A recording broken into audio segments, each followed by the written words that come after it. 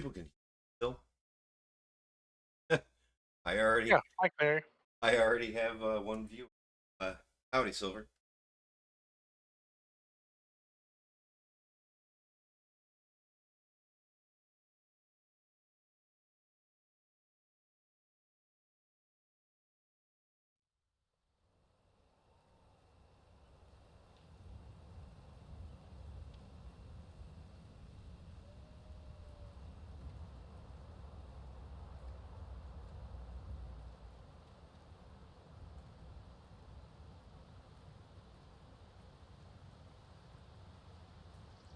Got to take my dog out for a walk, you know.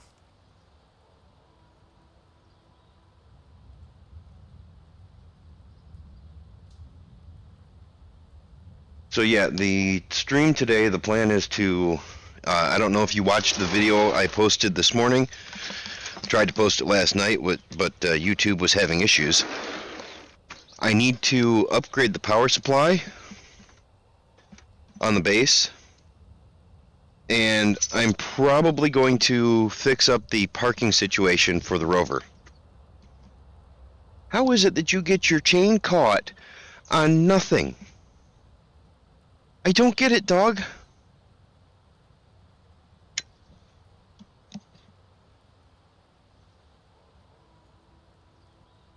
So welcome to the stream, Silver Dragon. And if anybody else has joined, you too. As soon as my dog is done, I will be streaming. That's why it says soon on the screen. Um, yeah, it's coffee time and busy work.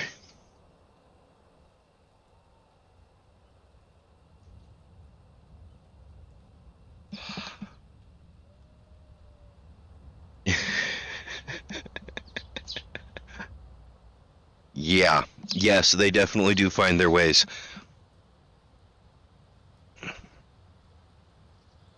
I love that Restream will read the chats to me so I don't have to be out here holding my phone to read the chats.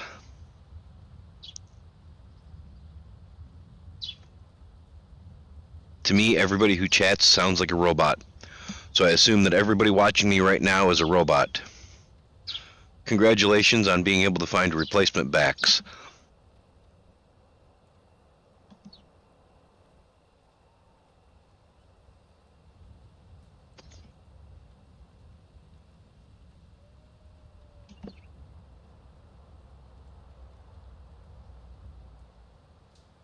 I need to get a different voice changer set up on it though, so that it all sounds like a beautiful woman's voice.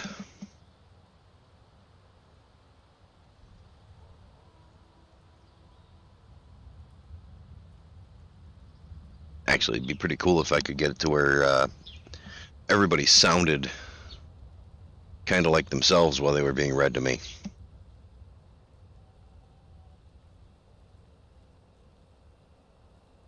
Really, you're just gonna lay in the grass?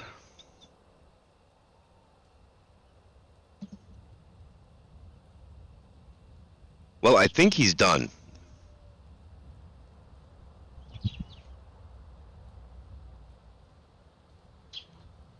Solo, you ready to go inside? Solo. He doesn't. He just wants to lay there. Fine. He can lay there. I'll get up and let him in when he's ready to come in. Enjoy the heat, dog. Enjoy the heat.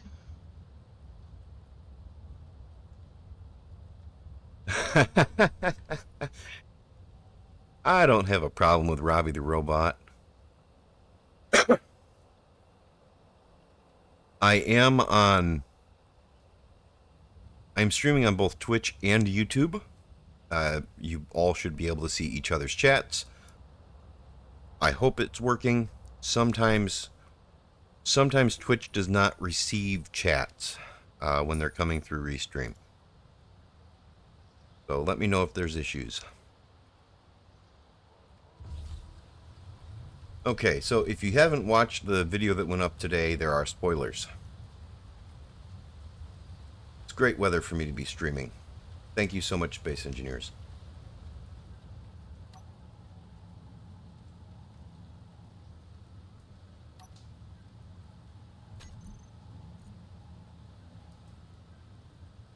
And we'll start with blocks.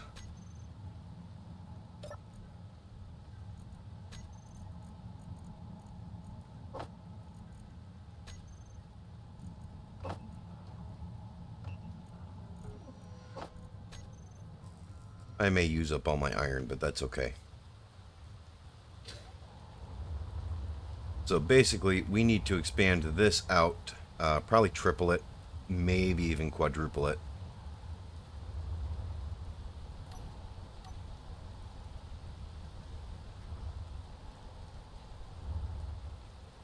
That is 4 total.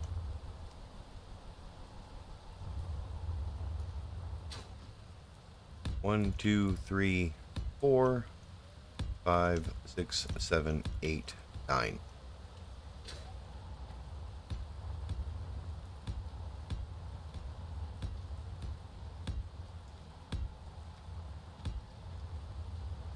How high up did I make it? Right there is where they're at, so there's the clover leaf.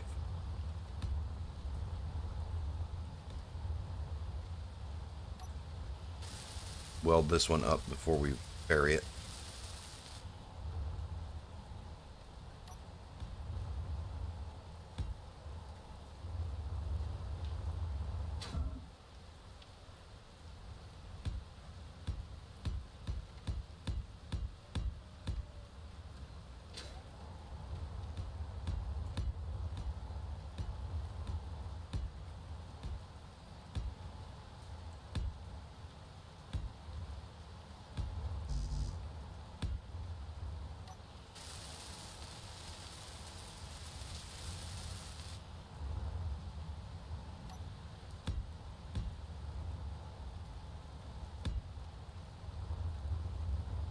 I made that one too low, didn't I? Bummer.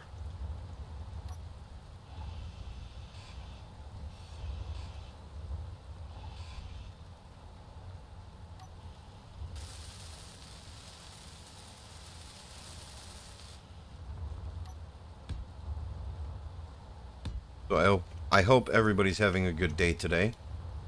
So far my day's... I haven't heard any word back on jobs yet, but hopefully that'll be coming.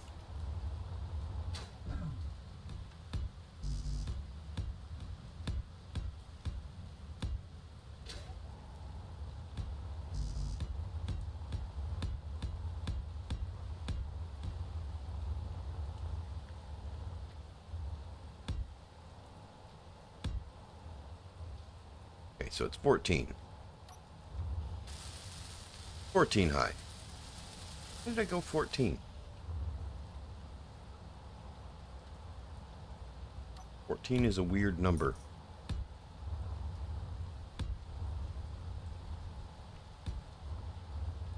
was probably based on that run that I wanted to do. What the heck just... I think I was just struck by lightning.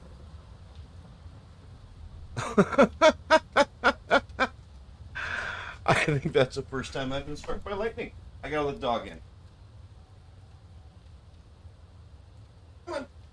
Come on.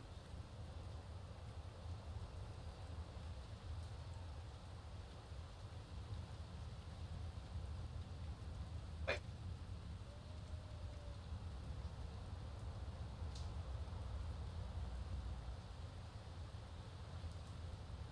Ah. Alright, let's go get my body.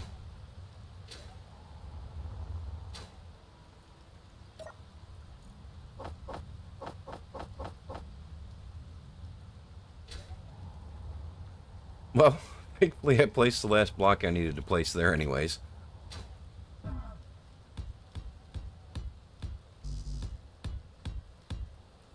And the reason I'm coming out 9 blocks is so that the wind turbines I place there will be tip to tip.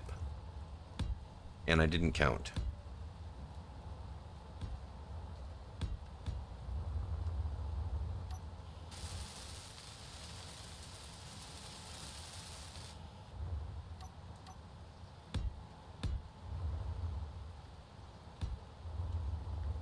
Alright, that looks good. That will multiply my power input by 5, give or take,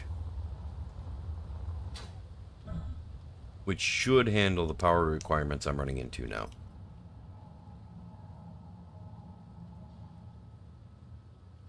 Come over here to the... We're going to drop off the tools because I have extras.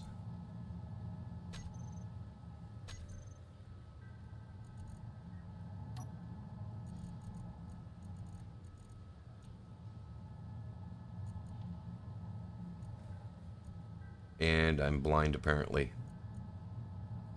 There they are.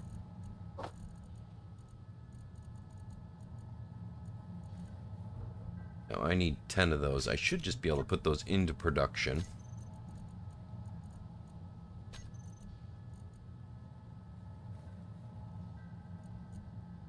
One, two, three, 4, 5, 6, 7, 8, 9, 10, 11, 12, 13, 14, 15, 16, 17, 18, 19, 20. Apparently I'm out of iron now. Alright, so I guess this has just become a mining stream. Yeah, I'm out of iron. Darn.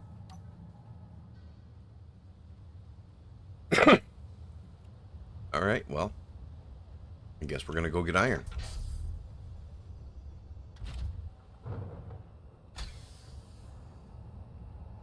And hopefully not get struck by any more lightning.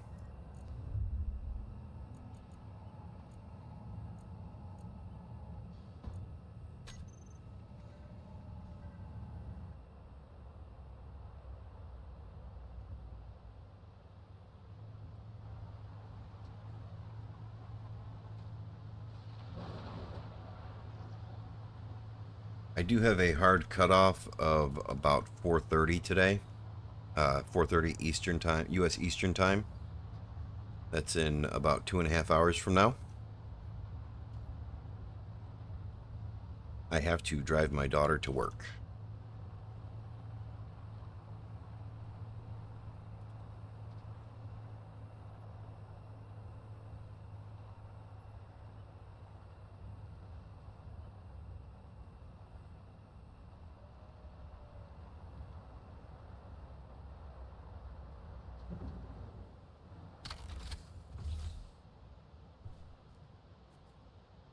I did have somebody telling me in one of the chats under my videos that I shouldn't be mining iron. I should be doing a drill and plunging it into just rock.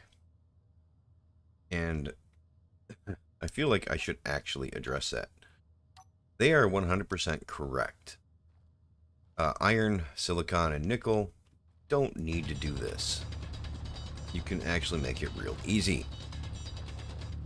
You can get a drill, automatically plunge it, and just process the stone into good resources.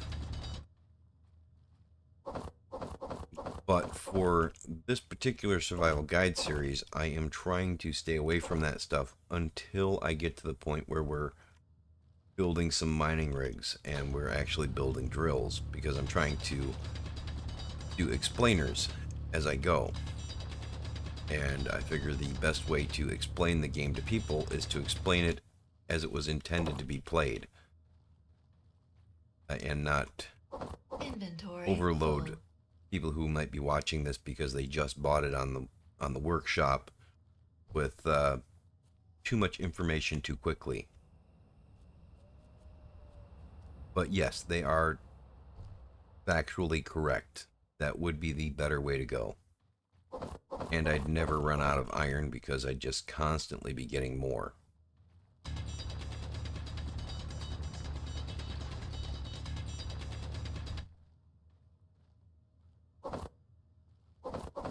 Inventory full.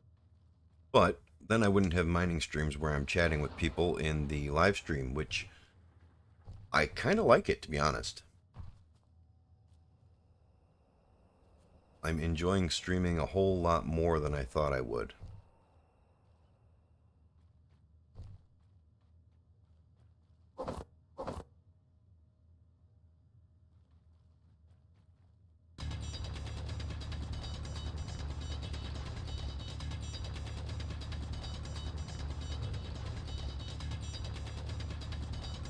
last stream we had a whole lot of really good questions and comments coming in, so if you have any of those, please feel free. I will try and respond to everything. Inventory full.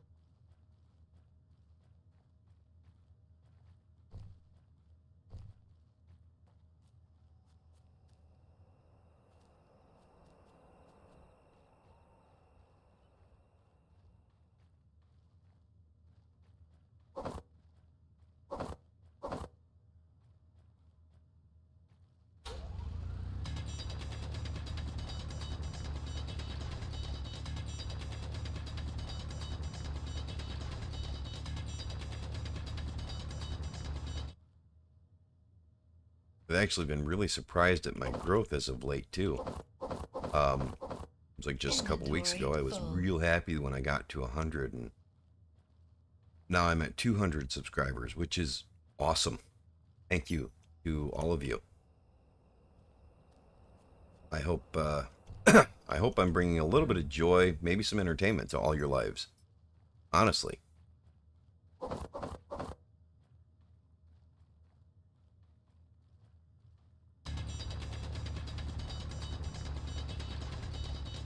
Even if it is just to laugh at me acting like a noob.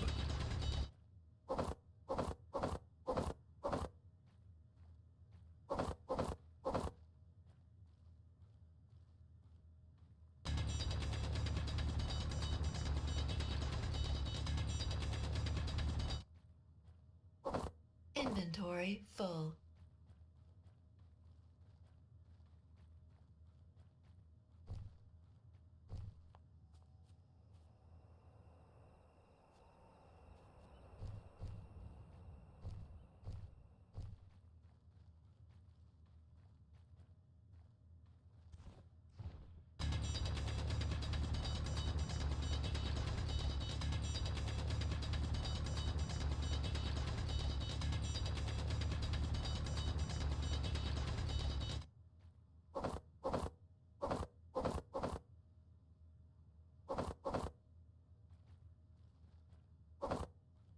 And that's pretty much full.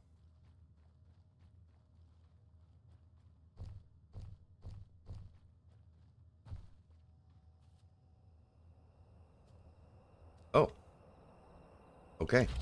The rover's full too.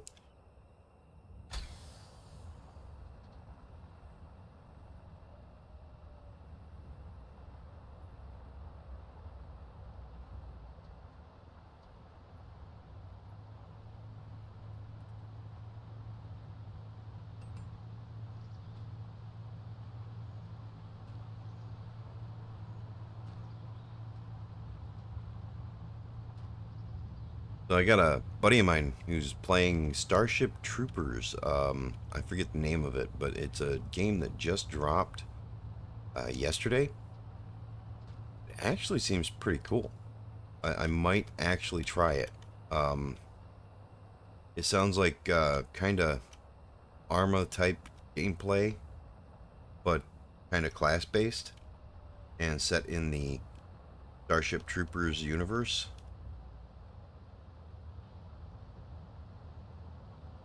Sounds fun.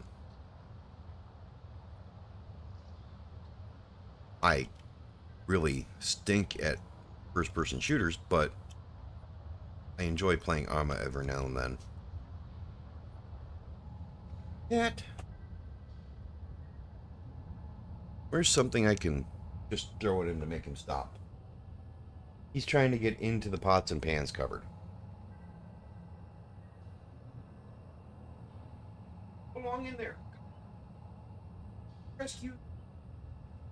Oh. Stop it. Sorry about that. Pets are fun. Although sometimes pets are dumb.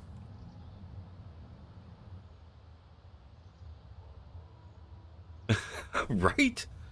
Kill the bugs, stay out of my cupboards. I think he actually walked off into the living room.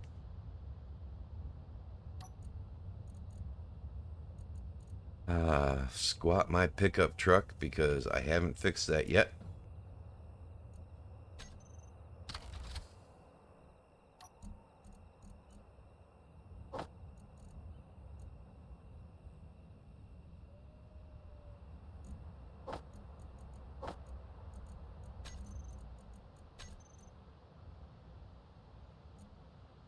Oh, good. All the iron ore is gone already. Perfect. And we've got a bunch of it built up in here, so let's just do this and see how our productions do it. That's Assembler 2. Assembler 2 should have some things in it. It's supposed to be running in co-op mode.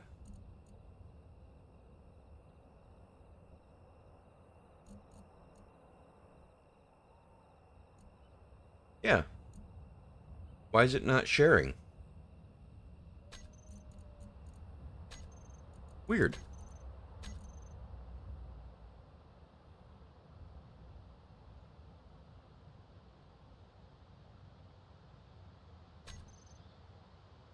All right.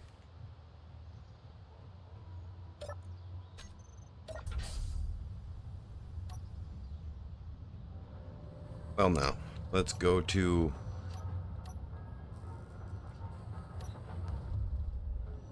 Apparently not.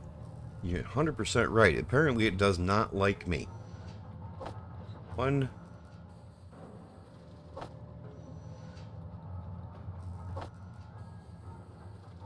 Okay. Place them all.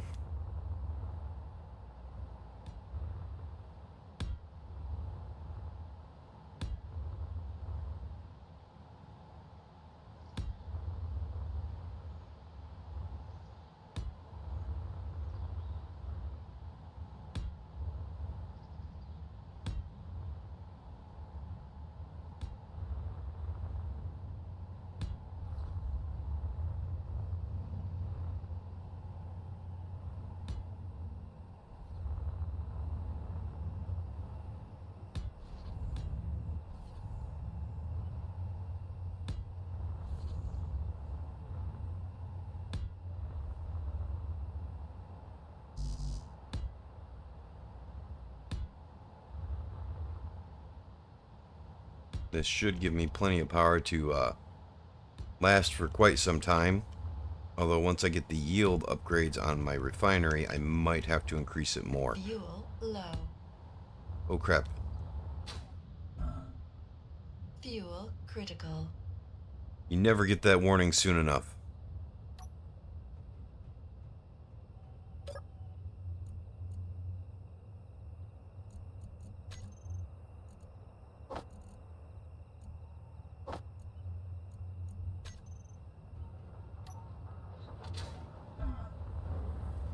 Alright, let's weld up what we can.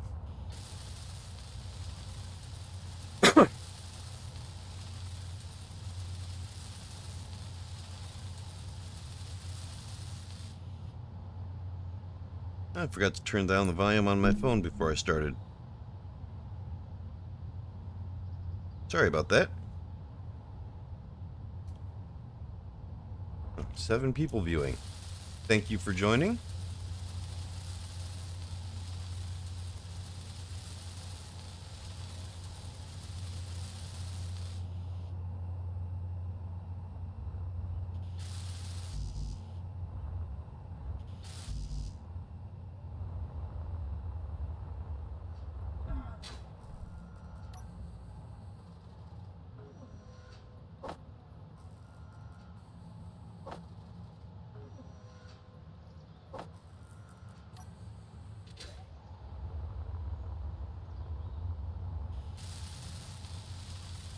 Yeah, the problem I have right now, and the reason why I have to expand the power production so much, is because I added feed modules to both of my assemblers, and I didn't put any power modules on it, because I figured, why bother when I can just easily expand the wind turbines? As long as I don't get struck by lightning again, it should be fine.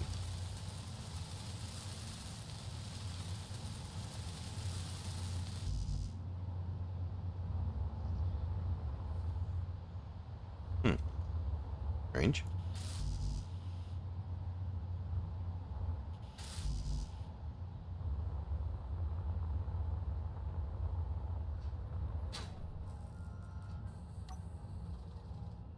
I do have to say that is the first time I've been shot out of the air by lightning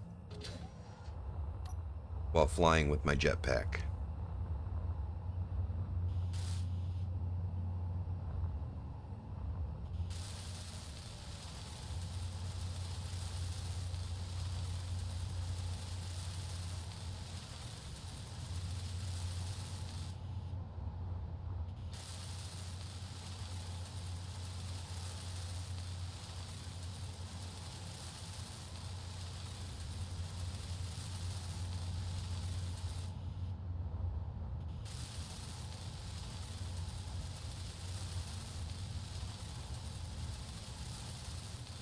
Yeah, I am not the person to watch for power management and resource management. I burn resources. I just don't care if I burn resources.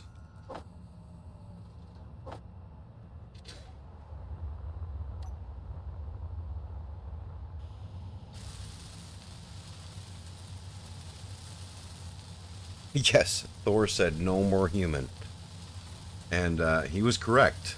There was no more human. But thankfully, I can respawn. Yes, I burn through power as quickly as I can make it. I don't see any reason not to. There are so many ways to generate power in Space Engineers that I just don't see the reasoning behind putting forth a whole lot of energy into not burning power.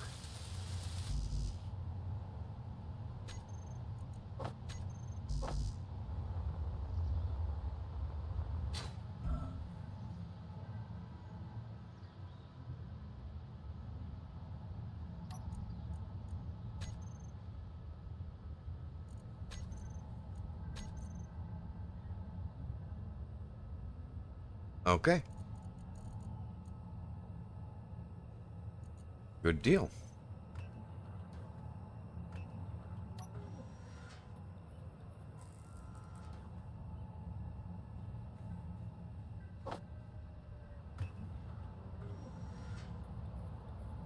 Now I just have to wait for things to be produced.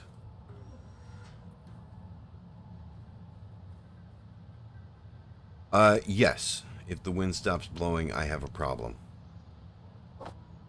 And I should be planning for that and building some solar arrays, which I will probably do, but not today.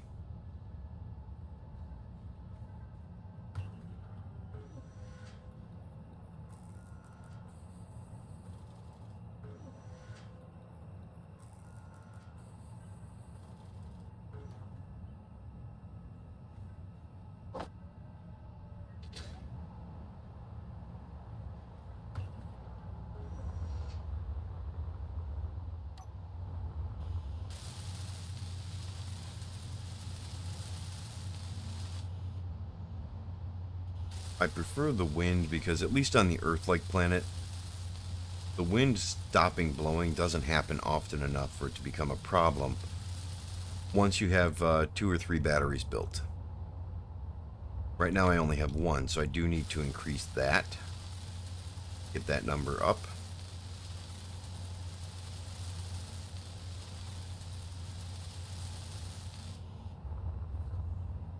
But, you know, better safe than sorry, so of course, let's get rid of that. Just go there, right there. That one's completely done, right? Yep, good.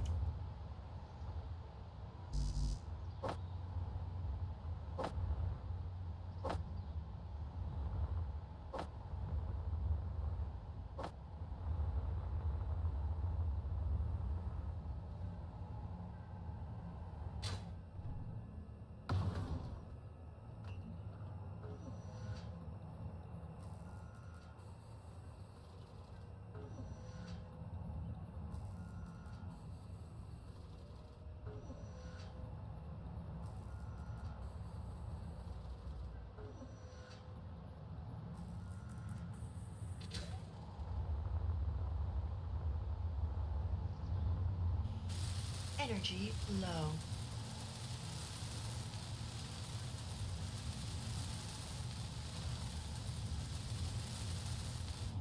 You know, I do wish that the hydrogen bottle would show what percentage it's at in your HUD. That would be nice.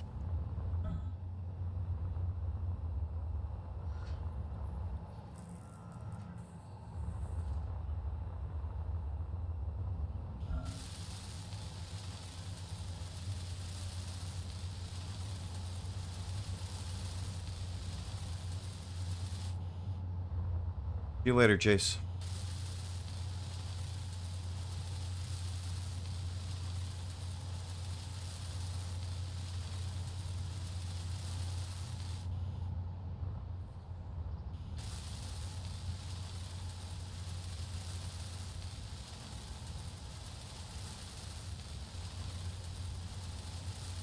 Energy critical. All right, all right. I'll get some energy.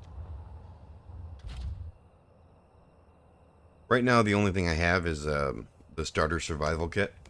I haven't done anything different yet, so this is the only way for me to get energy. The starter survival kit is about the same speed as sitting in a chair. So, why not just sit in a chair?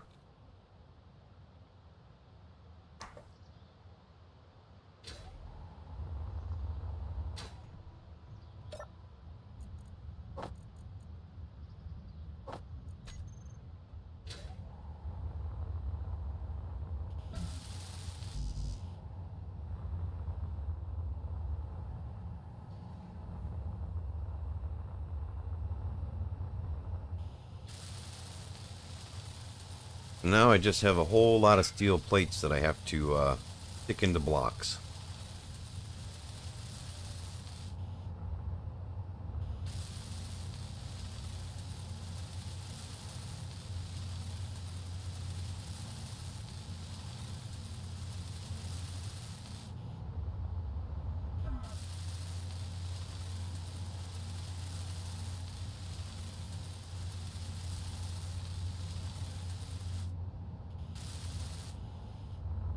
All right. Let's see what our power production looks like. Current input.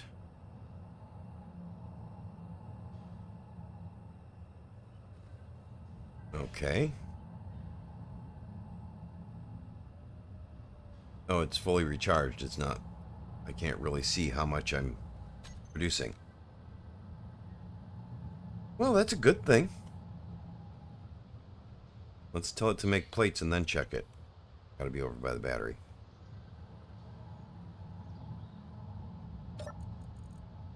Okay, production. I need a ton of steel plates.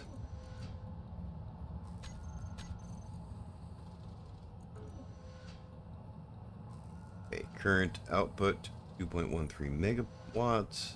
Current input. It's keeping up with it. That's good. I'm happy with that.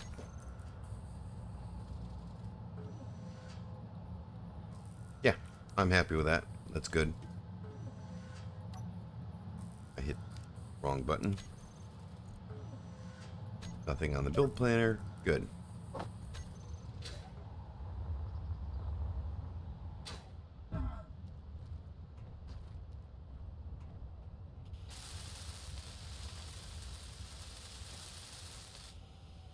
Yeah, it's not exactly riveting content that I'm doing today. It's a lot of busy work and drinking coffee and hoping that no more lightning strikes happen right now. If they do, well then I guess I'll be repairing stuff.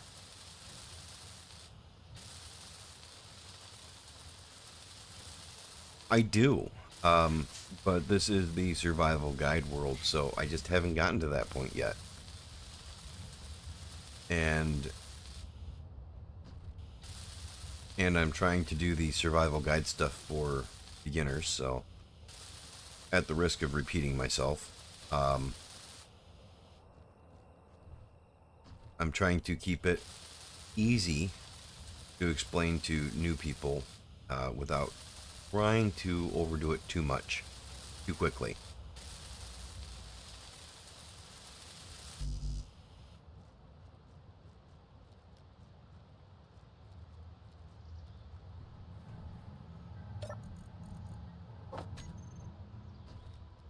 Yes, I will be building a welding ship. Oh, that was a bit of lag.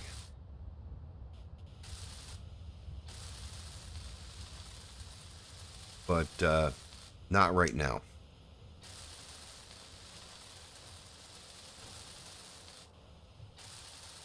I still don't have a flying ship to scout out for gold and silver, which is why I'm still using the beginners.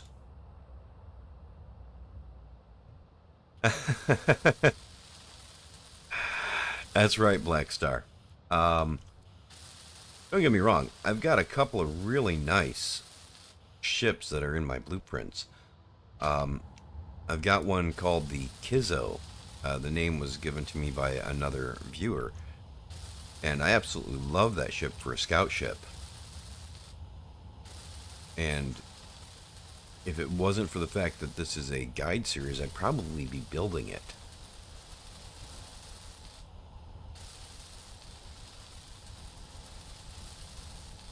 Morning. Morning, Ozzy. Just to give you a heads up, I'm streaming and you are live on the internet. Probably should have hopped down to the streaming chat, but yeah. Good morning, Internet. Please do horrible things to Jacob's psyche. Thank you, Ozzy. I appreciate that. Please do horrible things to Jago. Yeah, okay, fine. I see how it is. The real question is there anybody in chat to hear it? Yeah, there is. Yes, I have 8 people watching my stream right now. To you 8 people, your mission, should you choose to accept it, is to do something so cool that you messed up. But, yeah. The printer's actually not too hard, Black Star. I've created a couple of 3D printers. One of the best designs for a 3D printer that I've seen has actually come from watching, I think it was Last Stand Gamers. Oh, the projector is pretty cool, and once you learn that, it's actually not too bad to learn. Once you learn it, you'll be real happy you did. But one of the best 3D printers I've seen is actually a mobile 3D printer design. You put the print head onto the front of a rover.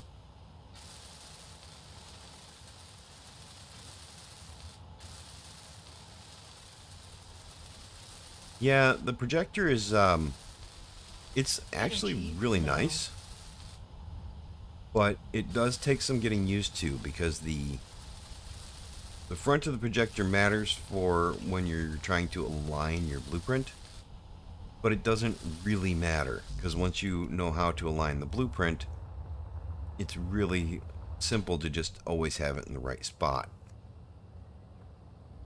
Come on. See, this is not much faster than just sitting in a seat.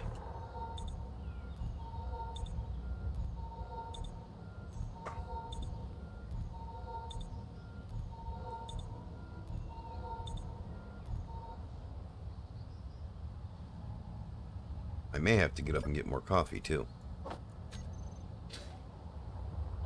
Because you can never have too much coffee.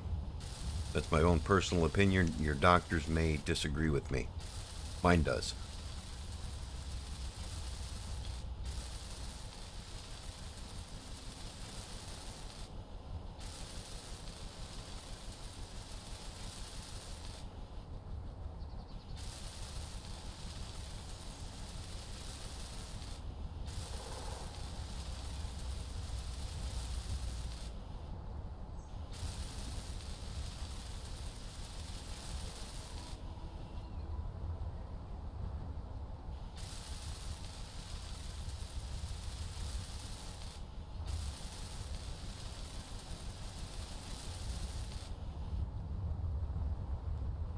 That's 3 full towers completely done.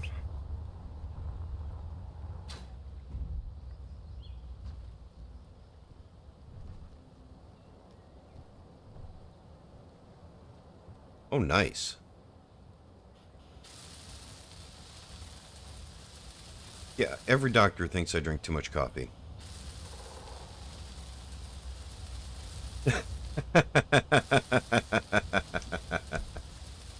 Oh, that's hilarious. Yes, there is no such thing as too much coffee, and every doctor is wrong who says otherwise. The printer setup actually is pretty cool, and I'm looking forward to see. I'm looking forward to doing a setup like that sometime, but I haven't had a chance to do a Vanguard setup like that. Seems like it would be a lot of fun, though.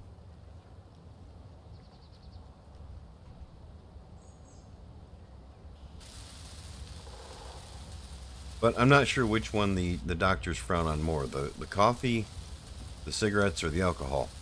I don't drink often. But, you know, of the three, which one's worse? Or the fried foods. Oh, fried foods are good.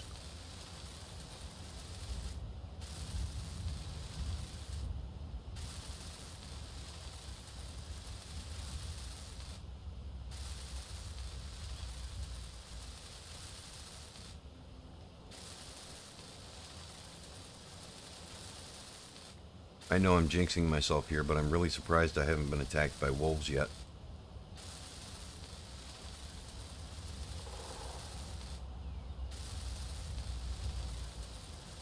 I spin up my own server.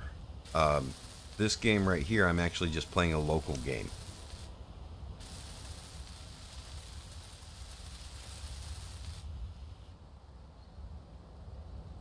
Yes, I know Wasted's Vanguard ship.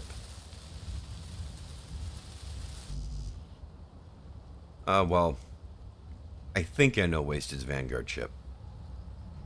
I'll be honest, it's been a while since I watched any of Wasted's stuff, because, I just, with trying to make I found that trying to make the YouTube videos, I wind up spending a lot of time just editing videos, and a whole lot less time actually playing. Which, don't get me wrong, I'm enjoying the editing videos. I'm absolutely loving it. But it does take up a lot of my time. And maybe it's because I'm doing it wrong, but I haven't had anybody teach me how to do it. I'm doing the best I can and the only way I know how. Well, not the best I can. I'm learning, I'm growing, I'm getting better.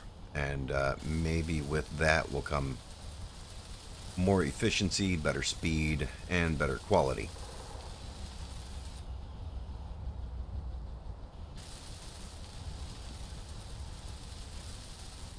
Proxmix VE. I'm not familiar with that. I don't normally use the hosted servers. I know a friend of mine has used a couple of different hosted servers, but I've always just spun them up on my computer and invited people to join me.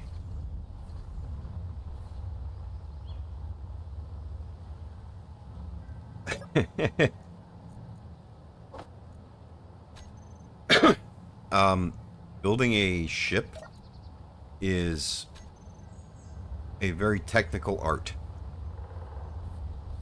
And some people are better at it than others. Energy low. Okay, virtual machine software. Okay, got it. Okay, well, see, now Ozzy would have known what that was, but I don't think he's watching chat on here because he is just waking up. And I'm not open mic in Discord, so he didn't hear the question.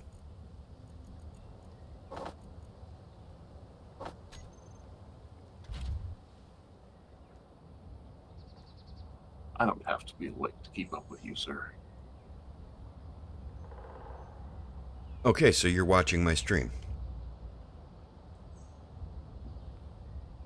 Yeah, I am. YouTube or Twitch?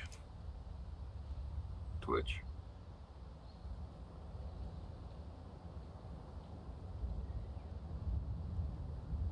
Very time consuming. And yes, Ozzy does need a coffee. Or a dozen coffees.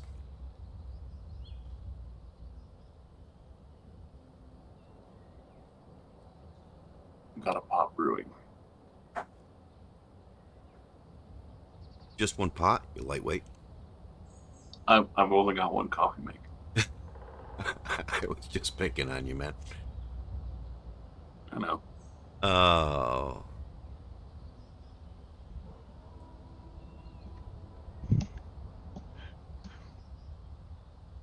I see now. I actually have 2 espresso machines, a coffee pot, a Keurig. I think I lost my French presses in my last move. I love coffee. More than is healthy.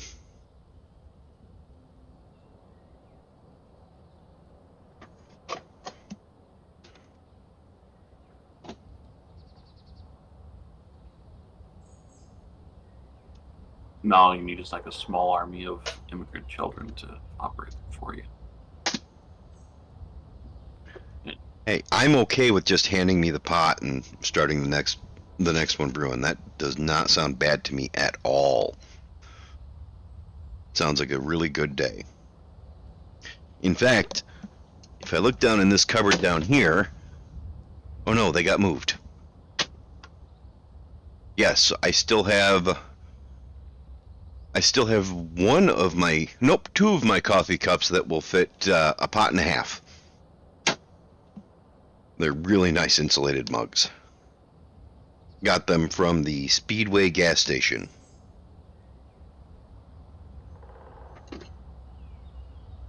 Problem is, they're just too heavy if you put a pot and a half in there.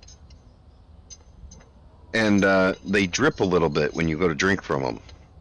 So, I really only use them when I'm going to the beach.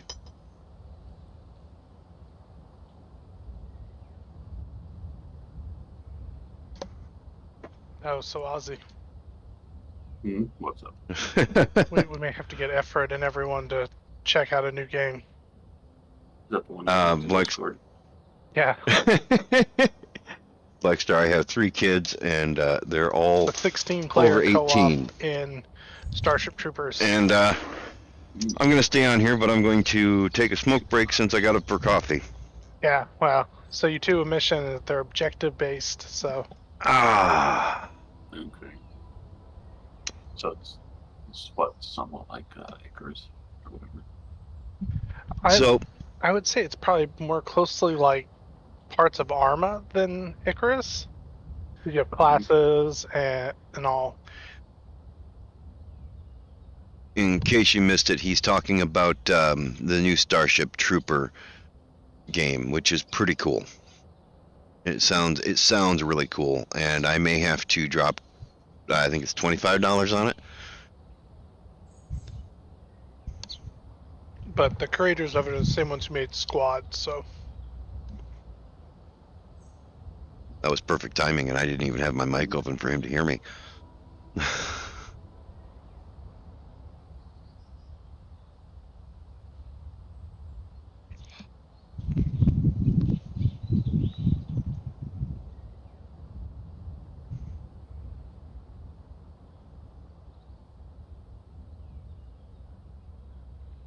Yeah, it sounds like a lot of fun, but it's more of an Arma style game, FPS. Kind of has some class-based aspects of it. You go on missions, and it seems like all the missions he's been going on so far have been, you drop in, you capture a zone, and then you fight your way out. So it's very repetitive gameplay and shorter missions than Arma, is what it sounds like to me. But it seems like that might be a good thing. Could be a lot of fun.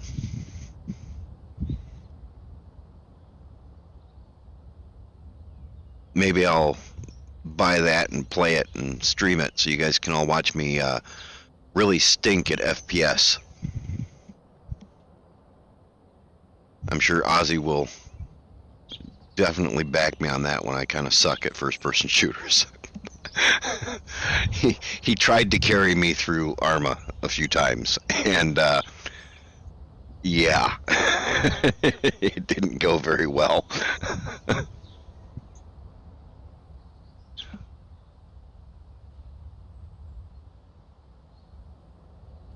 I will say the story mode in Arma is a lot easier to play than the missions are.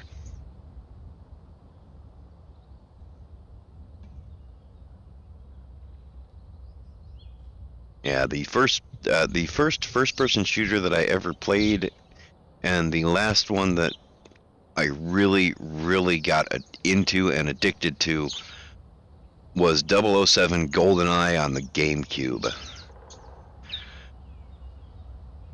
That was a ways back. The original 007 GoldenEye on the GameCube. I think they did remake it. I haven't even tried it.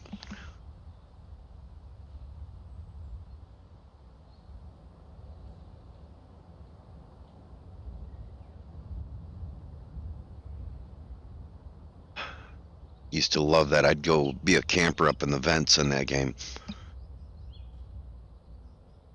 I'm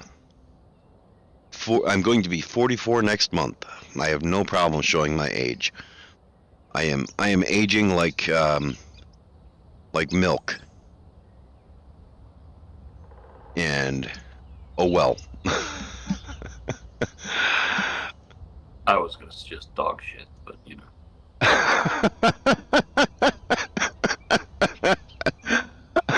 Thanks, Ozzy. Thanks a lot.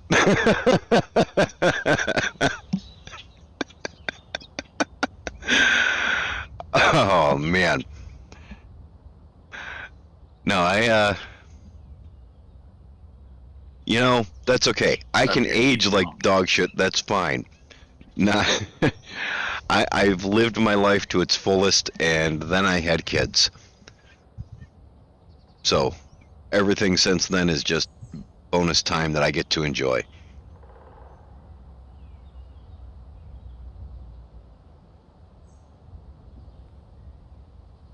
See, I'm not that old yet. Thank you, Silver Dragon.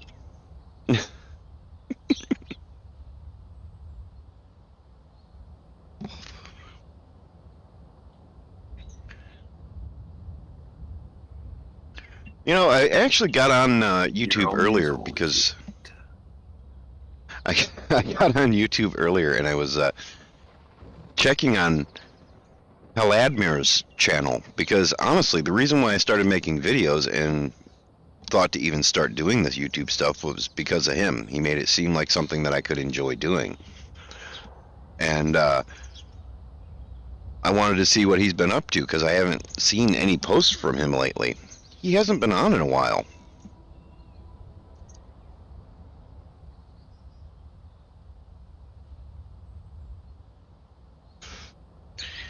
You're still wet behind the ears. Got a greenhorn in the chat. I'm just picking.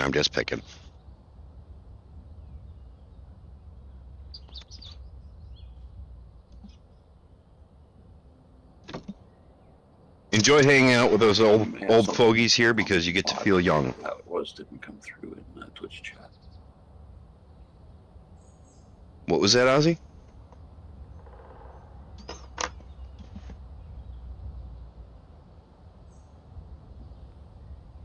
I said I think some of the YouTube chat isn't coming through in Twitch. You may have something wrong with your bot. Yeah. That's I asked if I could get some feedback on that because for some reason Twitch is not accepting the Restream bot like it should. I hate to do this, but I'm going to open Google Chrome and go to Twitch. Some of it's coming through, but not all of it.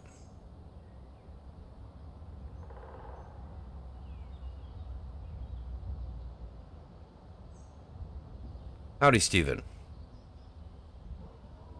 Let's see if I type in here.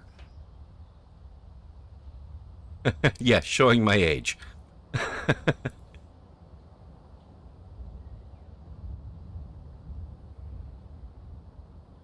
Let's see. I'm going to type into Restream chat, and it should go to both chats. Is Restream working? And it says that it did not post to Twitch again. Huh. Weird. I'm gonna have to look into the Restream bot and see what's going on, because sometimes it goes to Twitch and sometimes it doesn't.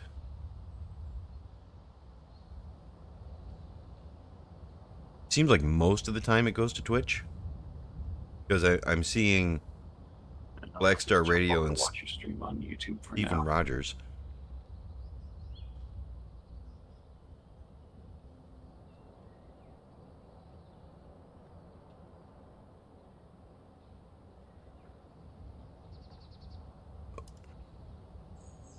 I just closed the Restream bot on accident. Hello. Open that back up. Hey, Everett. Howdy, Everett. I am streaming right now, just to give you fair warning. So, any terrible thing you have to say about Jago, now's the time. So it's got video evidence. Yep.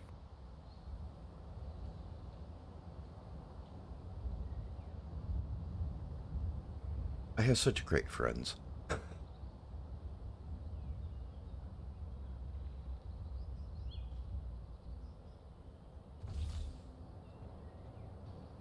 Nah, seriously, I don't know what I would do without friends like you.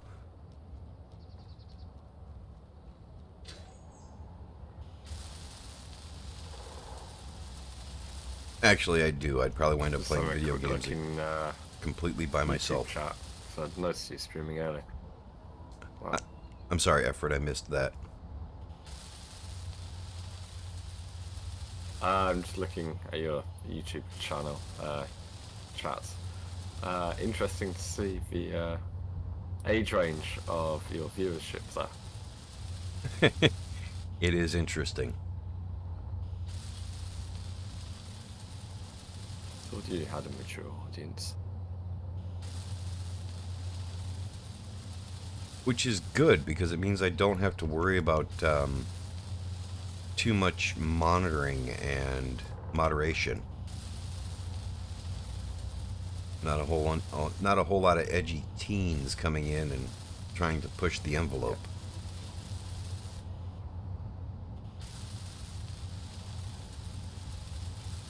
I mean, don't get me wrong.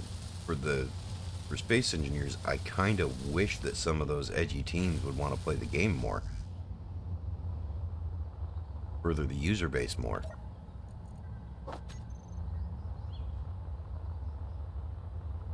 But I mean, I guess it's too technical for most of them. Which is weird, because my son actually got me into Space Engineers, my oldest boy. There we go. That ought to supply enough power for a while. Now let's build a new battery. Actually, 4 of them.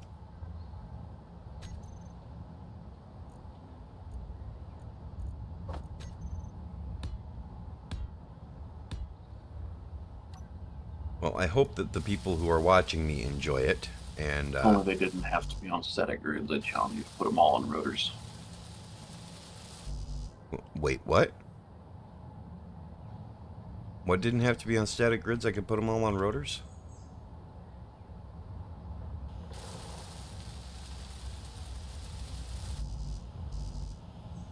The batteries. Your wind turbines. Oh, the wind turbines. Why would I? The wind turbine towers, just put a rotor at the bottom of each one spinning, full 60 RPM.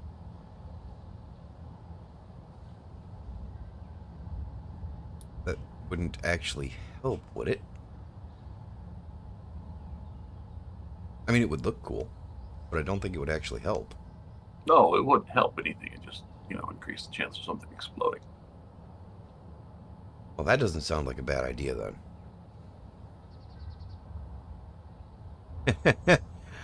Well, thank you, Black Star. I appreciate that. Especially since I can't seem to find a job in my career.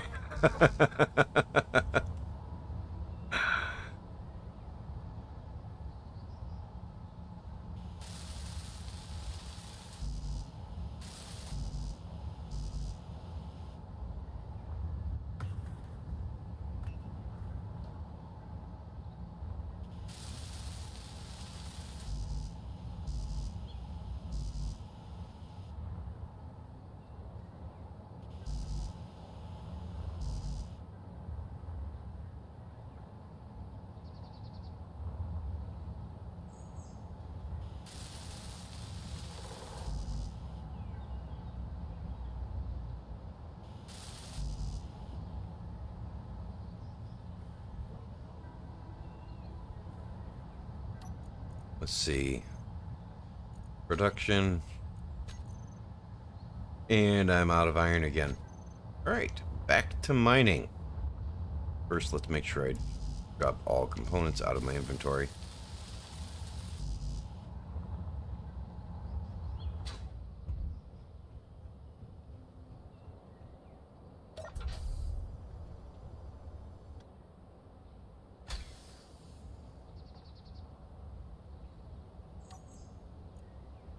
I wish there was a way to just reverse height offset on your wheels.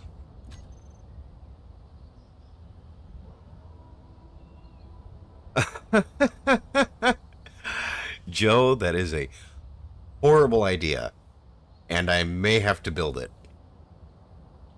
because that would be hilarious.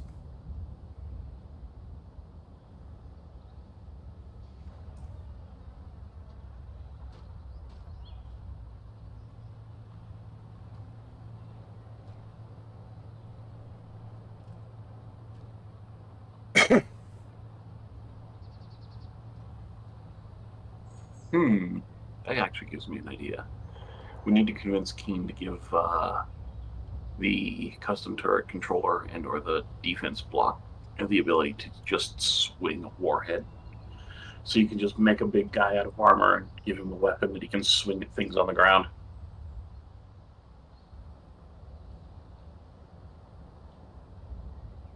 You want the custom turret controller to control a melee weapon? That could be interesting. Could be very interesting. Yes. Yes, I do. Yes, the 0 on the rotor goes away from the base.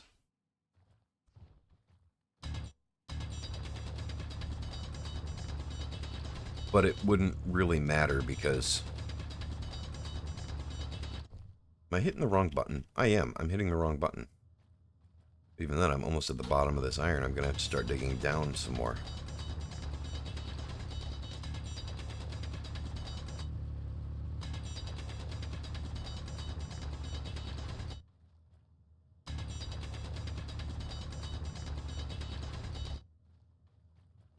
Not a long time, Joe. Yeah, I can't remember ever having that issue.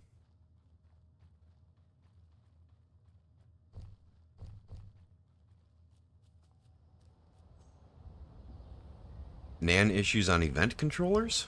No. No, what I've found with event controllers, the only error I've seen is that they don't recognize an event properly. In fact, I think the last time I did run across it. You just broke up really bad, Ozzy.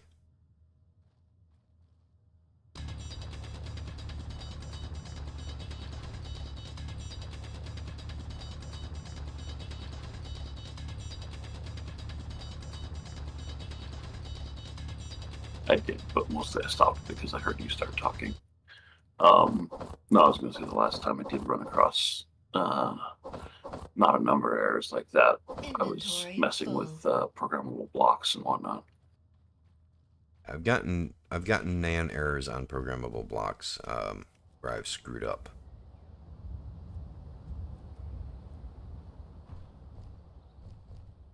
Because I am not a good coder. I know enough to be dangerous and screw things up. Maybe make basic things happen. If that's the case, you need to make sure your variable is integer type more than, well, integer or decimal, depending on what you're doing. Well, Keen is pretty good about pushing out hot fixes, so Inventory hopefully full. that fixed your problem. Because this Sorry, is float, the not decimal, whatever. reason I'm hand mining is because this world is my survival guide world, and we haven't gotten to the point where we're building ships yet.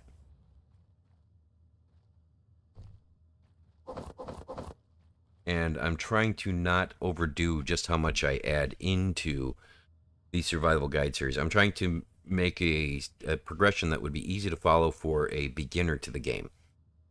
So that means I have to play this like a beginner should, not how seasoned veterans would.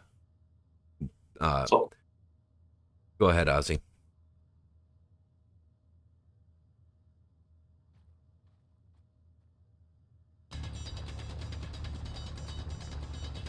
it's also worth pointing out that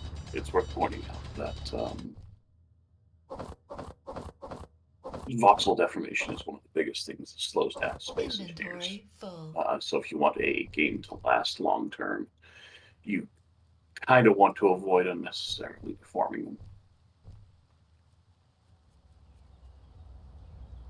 Yeah, Ozzy is 100% right on that. The deforming of the voxels, which this is not a good example of how not to deform too many voxels.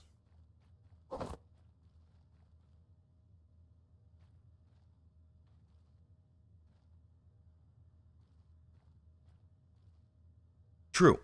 But then I'd have to explain the pistons, I'd have to explain the It's drills. better than just plunging a massive piston with a chip miner on it into the ground. But Right.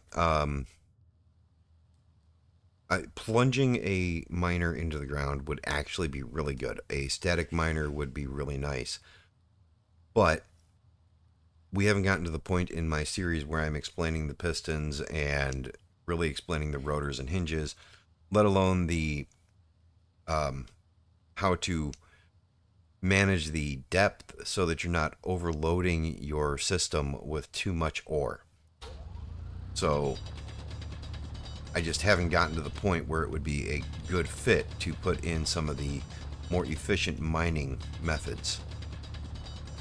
So I'm mining by hand until I get to that point, because I don't want to overload new players. I kind of like to see new players join into Space Inventory Engineers, full. and I'd like to see some of them say, "Hey, I just discovered," down in the comment section. Why do you keep hand mining when this is available to you? I would love to see those kinds of comments from new players who have started playing the game and figured out better solutions than what are readily apparent.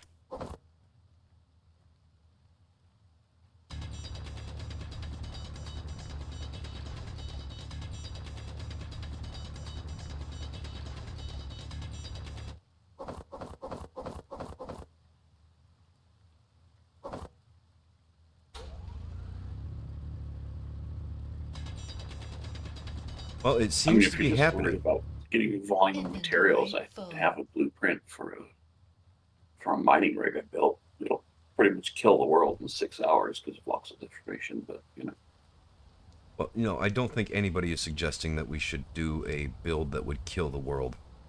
I'm pretty sure most of the people who are asking that question have been playing for quite some time and know not to destroy things. And they probably also don't need the explainer to how to run the pistons, how to manage your refinery and your inventory to make sure that you don't have those issues.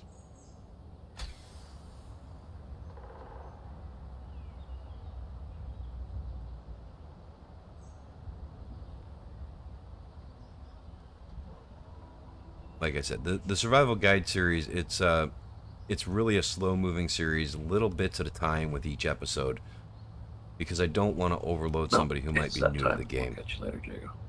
Yep. Yeah. Wait, okay. it's that time. Oh, it's time Moving for your across. D&D? Yeah. Yep. All right, I'll Well, hop down to the other channel then.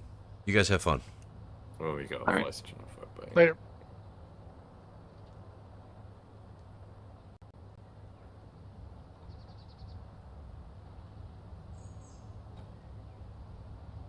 Yeah, they all play D&D on Thursdays.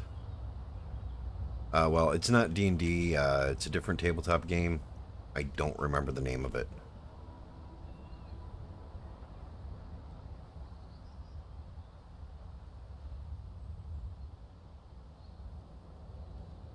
I wouldn't mind joining them in their D&D, but I didn't plan on being unemployed as long as I have been, so I didn't think I'd have time for a Thursday gaming session.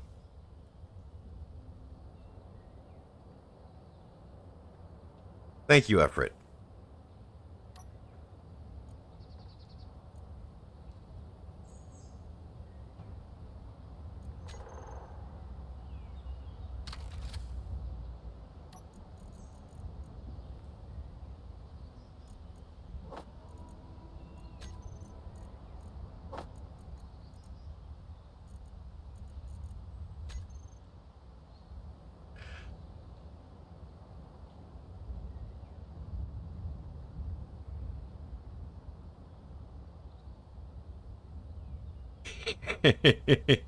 Yes. Yes, and that's what I don't want to have new players doing, because then they got to figure out what to do with all that.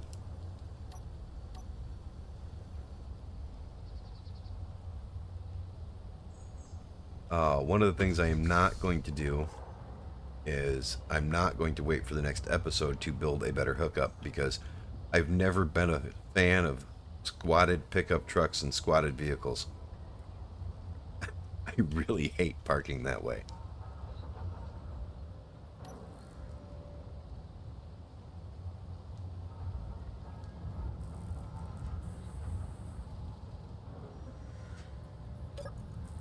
Am I out of some other resource? No, it's just working on steel plates right now. Let's move those to the end of the list so it can make the stuff for my batteries. How many steel plates do I have? 1,000. Honestly, you will be learning things for quite some time. I just learned, I'll show you what I just learned last week, a few days ago, not even sure. Pull my truck forward. I just learned that your trucks or your vehicles actually have a hop option. So if you're sitting in your vehicle and you have to go across a crag, press and hold X while driving and then release it, and your vehicle will hop. I did not know that was a feature. I think that's kind of awesome. And the longer you hold X, the higher it hops. That is a really cool feature.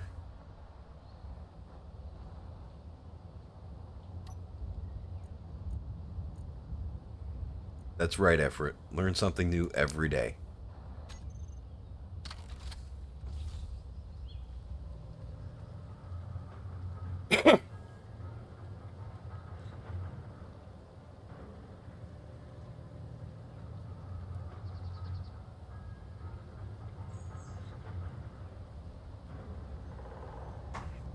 Alright, let's see if we can weld up some of these batteries now.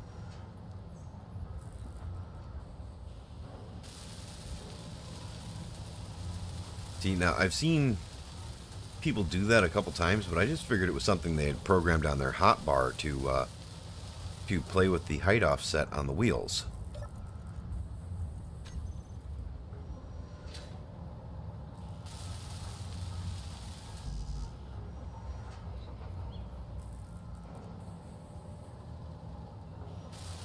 It really does.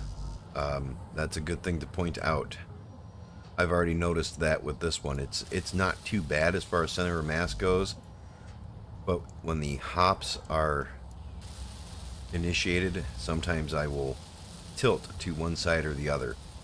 And also when you're going across rough terrain, if you hop while your vehicle is hitting a bump, you may be into an uncontrolled barrel roll as you're crossing over that crag, which I can't imagine would end well.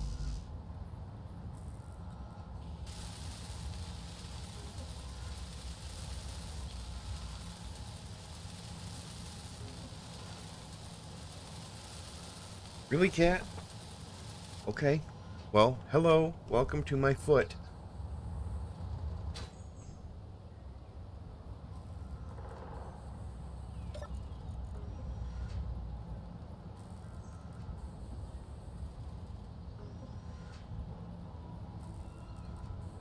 Thank you, Everett. I appreciate it, and I may join. It's been so long since I've played any tabletop gaming because I just never have time to join with any of my friends. I have time now. Maybe I will. Alright, so I did not like that. Depleted in 47 days. I don't like running any kind of deficit, no matter how minor. So I'm gonna build another tower because I think that'll push me over the edge.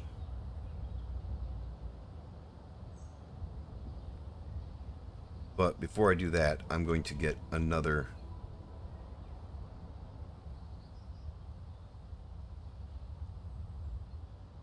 I thought about that, but the half blocks would actually make it so the wolves would be able to walk right up onto it.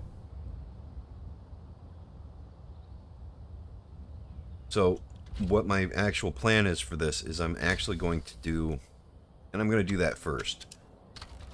Park it right here, and we're going to get rid of the squat because we won't need it after this. I'm going to replace this with a rotor and two, make sure it's empty. I'm going to replace it with a rotor and two pipe pieces, two conveyor bent conveyor tubes. Come on, grind. There we go. Because that method works right, and I was going to use the round tubes, but I should not. I'm trying to shy away from anything that is DLC right now. So I'm just going to do an advanced rotor.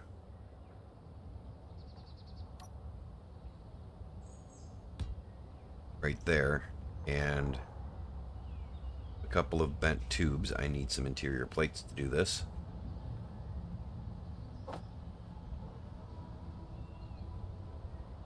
I know 2 hinges is better. It is a much superior setup. What the heck? Why did it change to that? Okay.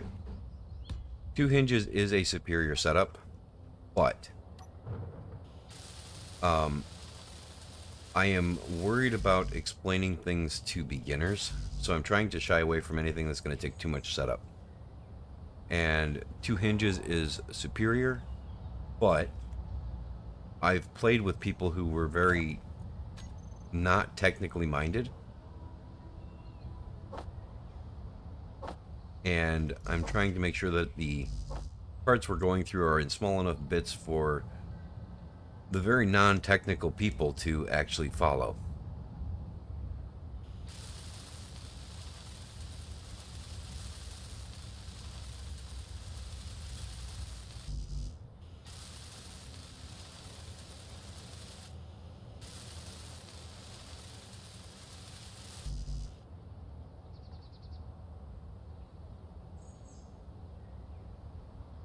Hmm.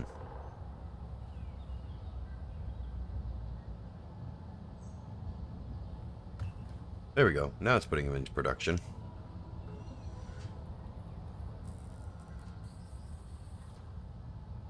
There.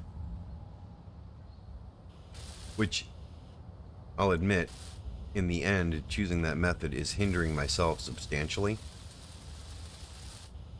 But I don't really see that as too much of an issue, to be honest. I don't mind hindering myself a little bit.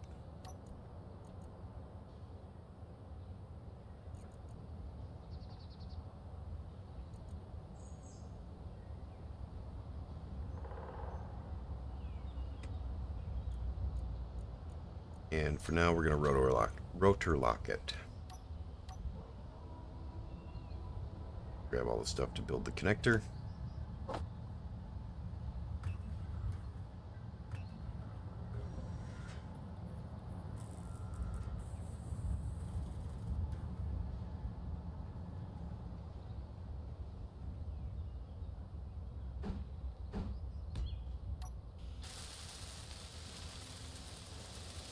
So this system I see here, I can easily explain this to even the most beginner of players and give them one thing that they have to control. So I've built this, and I'm probably going to upgrade it to the double hinge system later and explain why we did that after we've already gone through the controlling angles and watching the angle of rotation. Right now I'm going to have to set this between 90 for my lower limit and 180 for my, or sorry, 270 for my upper limit. Probably actually 95 and 265 for my limits.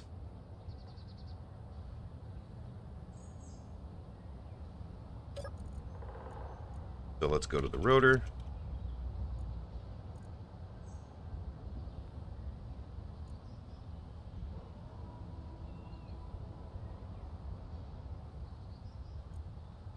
And let's just try to pain here. Any pain? No. No pain. Good.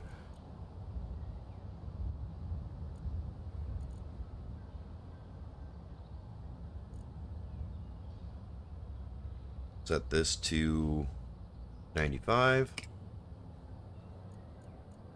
And we'll turn off rotor lock.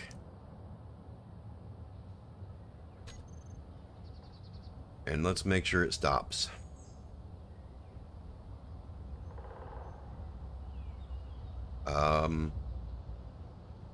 Okay. So I was wrong.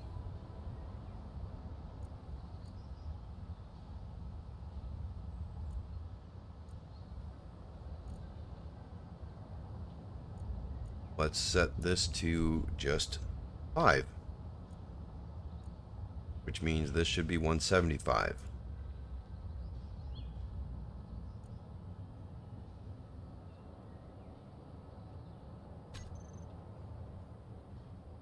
There we go.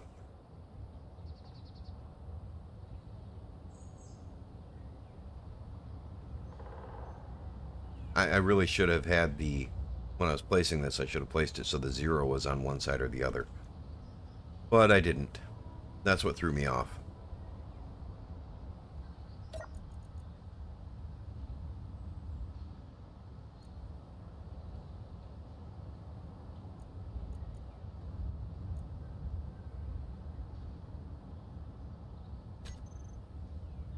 Oops, wrong way.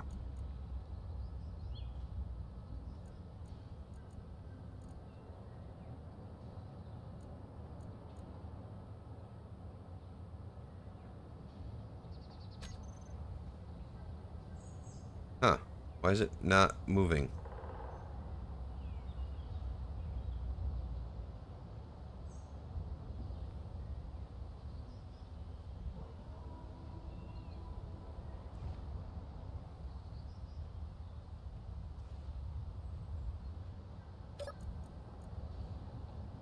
This looks like it's going to be a Clang moment.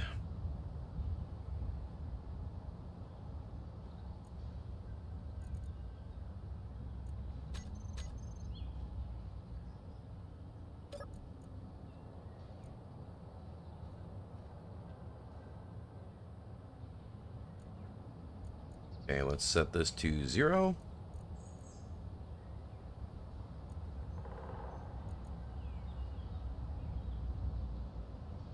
And unlimited.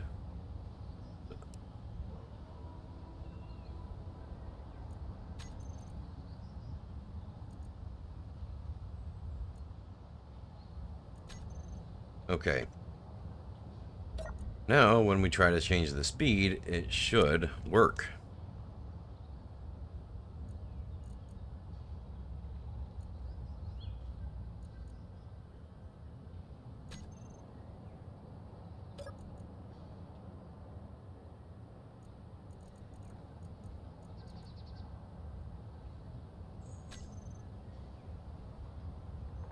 Okay.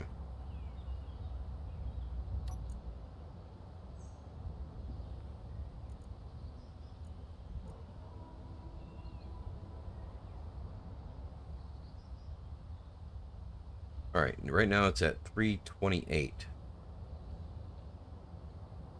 Okay, so that's the problem. I set the limits wrong. I set them backwards. The lower limit should be 185. Upper limit should be 355.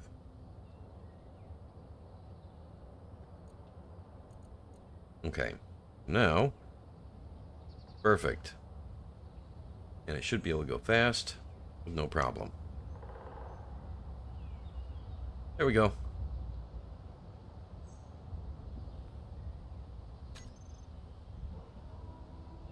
Lower that down just a little bit.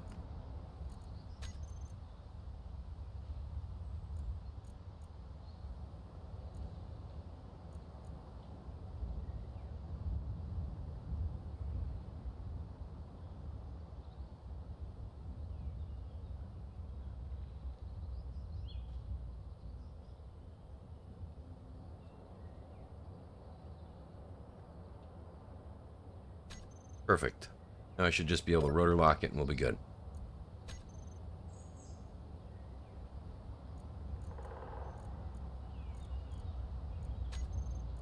Wrong button. There we go. There, we should be good now. I'll no longer have to squat my truck. Perfect. I'm gonna fall down there eventually. Alright. We're gonna have to go get more iron because I want to build another one of those towers. And when we come back, I will park in that spot.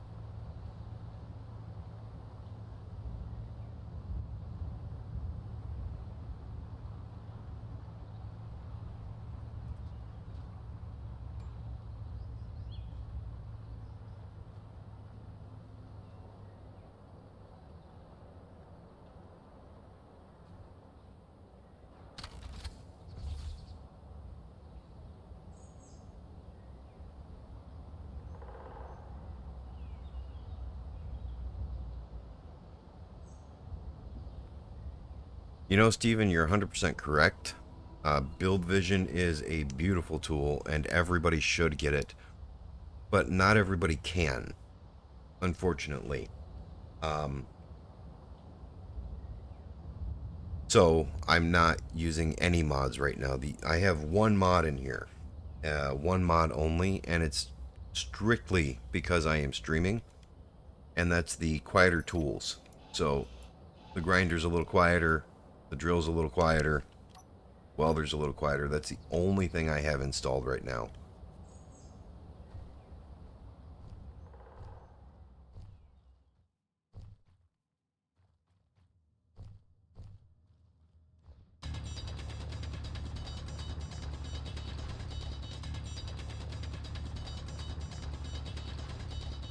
I'm actually going to be shying away from using programmable blocks for my builds because a lot of servers don't allow you to use scripts, and I don't think the Xbox and PlayStation allow you to use Inventory scripts full. either. 90% sure they don't.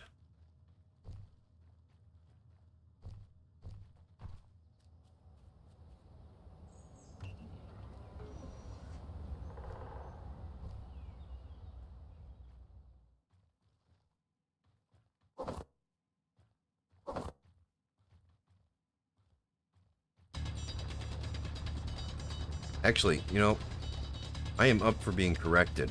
Is the Build Vision available on Xbox and PlayStation?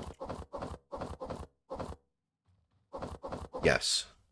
Inventory full. Blitzy makes some awesome mods.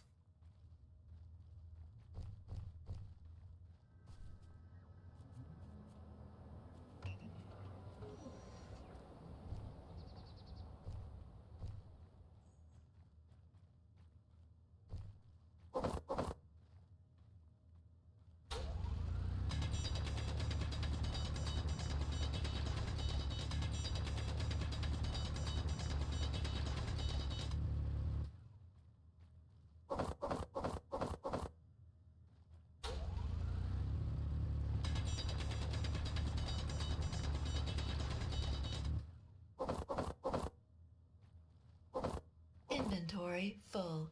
If we're talking about mods that seem to be just kind of a must, I think the paint gun, and I think for people who are anybody who's coming from they want to play a game like Minecraft, the sleep mod, as well as the quieter tools and build vision. I think those are build vision and build info. I think those are great every load mods, as well as the HUD compass.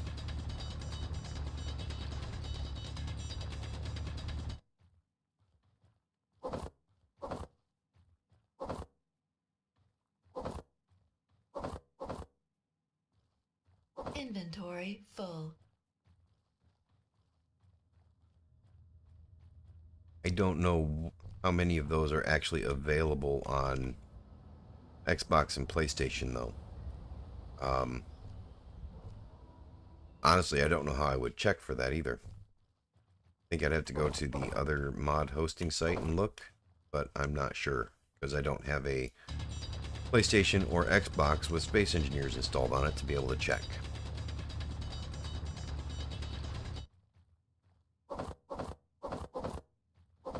And I'll be honest, I don't think I'd want to play this on the Xbox or PlayStation after playing it on the PC for, oh my gosh, I don't even know how many years it's been that I've been playing this game. A lot.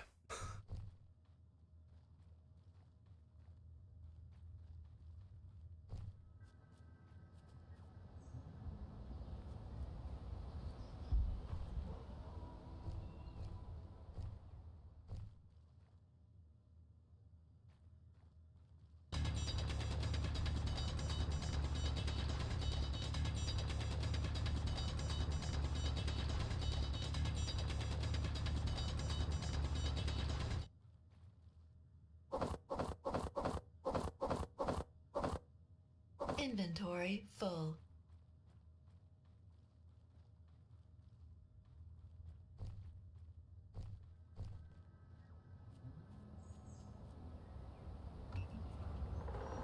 As a matter of fact, one of the mods I really like, and I get a lot of disagreement on this, is I really love the Eat, Drink, Sleep, Repeat mod.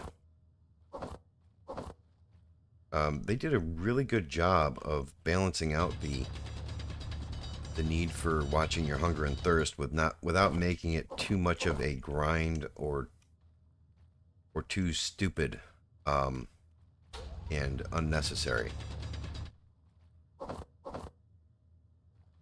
I really like that mod, and I would recommend it to anybody who wants to try that kind of gameplay where you have to worry about actual survival. Alright, that's it. We're full.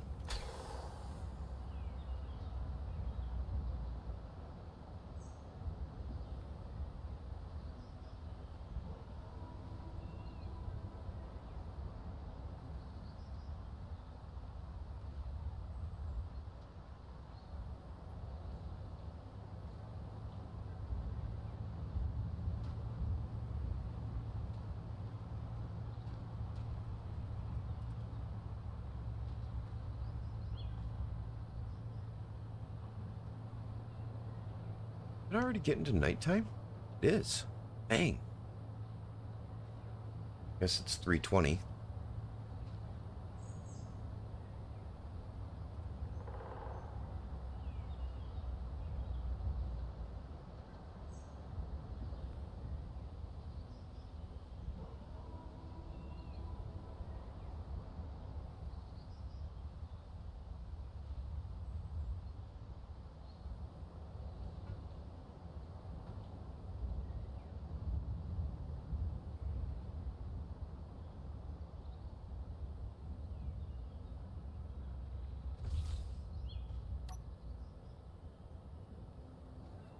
It's easy to do. It's really easy to get lost in this. It is just as easy to get lost in this game as it is in Minecraft. Oh, I forgot to hit P. That's another thing. Ooh, man. I offended somebody because I use the P button. I use it all the time.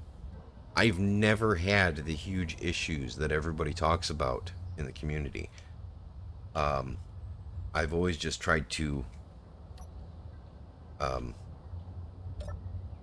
for lack of a better term, idiot-proof my builds to where I can't hit P and have them fall apart. And I learned that the hard way, to be honest. I did have one build that I was working on, and it just completely destroyed the build, or all the things attached to the build, because in this ship, it was a huge ship. I had like four small grid ships in the hangar, flying through space. I parked it on an asteroid, and I unparked from the asteroid, started to fly, and everything exploded. But P is fine if you make your builds so that P is not going to screw you over, especially since the huge update they did. Yeah, the compass HUD is amazing. They did a huge update where the subgrids should no longer unlock other subgrids when you hit P from inside of a subgrid. And that fixed most of the issues. But, that being said, you're correct. The connector, once you start to get anything more than, say, one or two vehicles that are going to be docked, the connector should never be set to work with parking brake. So every build, you should come in here and uncheck used for parking. And that should fix your issues in most cases. I haven't had an issue with it in so long, and I never really stopped using P. I think it's perfectly fine to use P. That being said, I won't use P on other people's builds because I can't guarantee that they've tried to failure-proof their builds for people using P on their builds.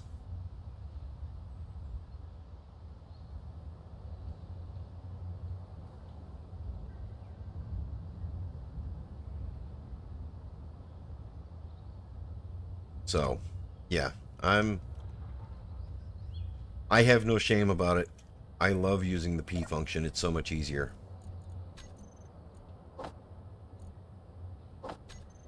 Alright. I unfortunately need to step away for just a moment. I'll be right back.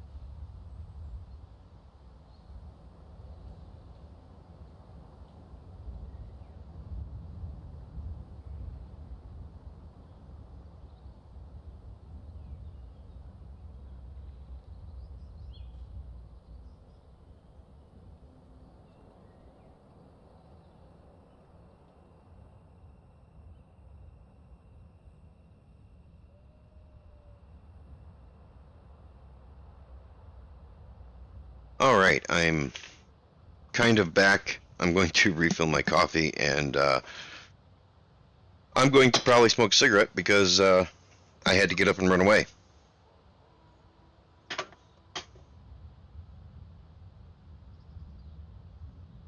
I agree that that is the best way to do it. I'm not going to say that there aren't problems with P. There are problems with it.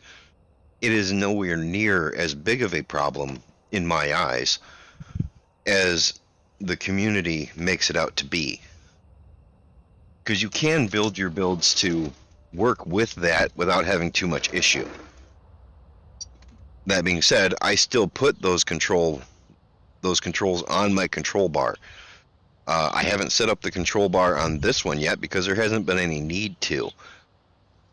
But most of the time, the 9, the 8, and the 7, sometimes a few more of them will be lock the landing gear, unlock the landing gear, lock and unlock the connector, turn the thrusters on off, or whatever the case may be. So yeah, I do put all those subsystems on my bar to control them individually and control the docking and undocking individually.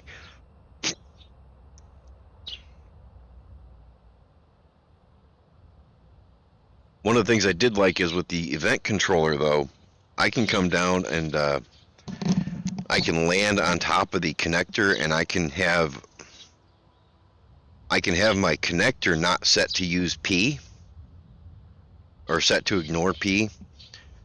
And whenever the landing gear locks and the connector's able to lock, the event controller will trigger and lock the connector for me. So I don't have to worry about the connector being connected to P at all.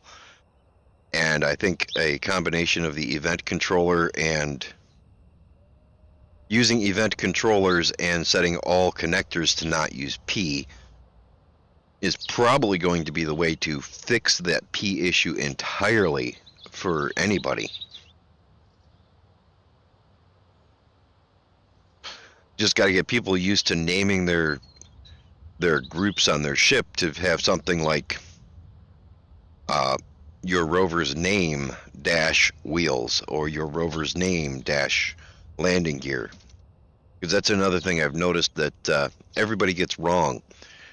They'll go in and they'll name all their groups on all their landing gear on all of their different ships the same group name. So all of your landing gear are in the group landing gear. So you'll go to hit your unlock landing gear from inside of whatever ship you're in, and it unlocks the landing gear in every ship on your grid because they're all in the same group now. I see that more times than I can actually count.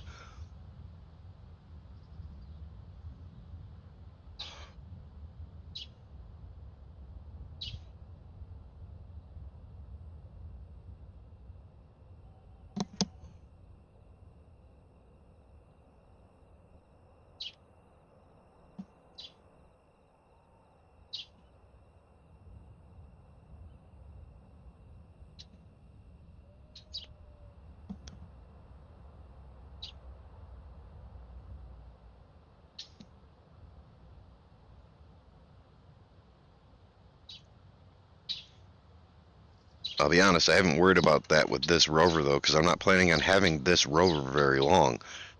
I'm going to be probably taking some parts of this rover. Actually, no, I'll probably have this rover for quite some time now that I think about it, because I think the first thing I'm going to do with it is I'm going to convert it into a good flying ship. Clang goes boom boom all the time. Yeah.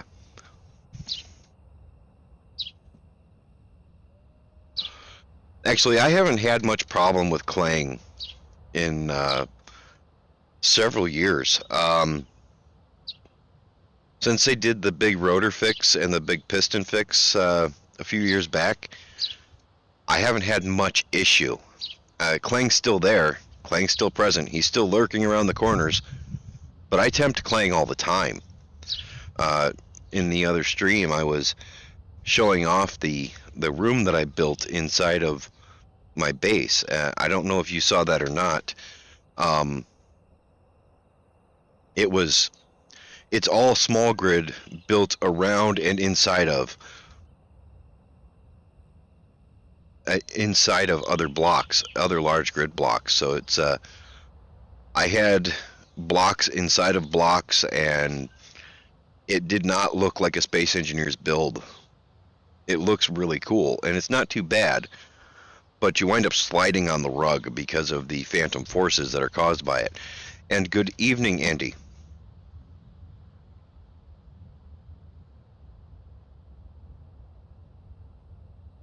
Yeah.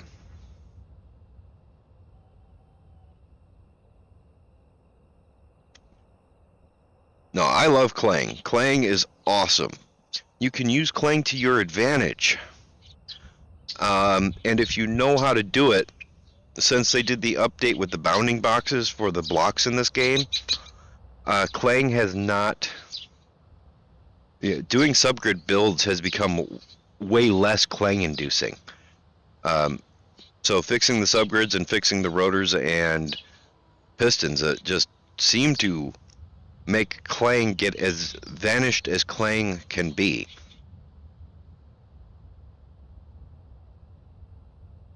I'm looking forward to V-Rage 3 because it seems like they're working on V-Rage 3 with Clang in mind and trying to ensure that those phantom forces are not going to be nearly as much of a problem as they were in the past. Yes, the Clang drive is what I was referring to. Okay, I'm back at my computer. Time for some coffee.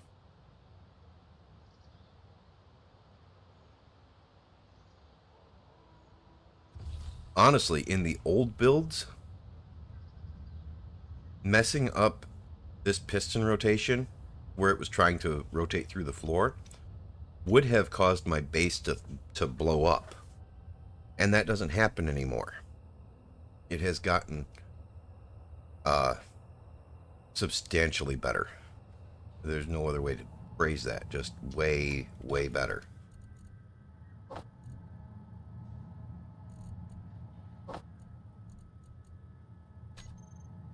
Coffee is always a good idea.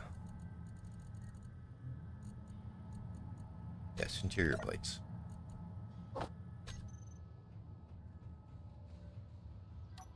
As I said, I don't like running at a power deficit, no matter how small.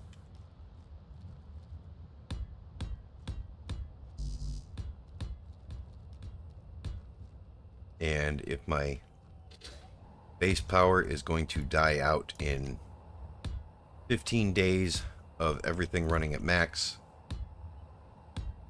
I need more power.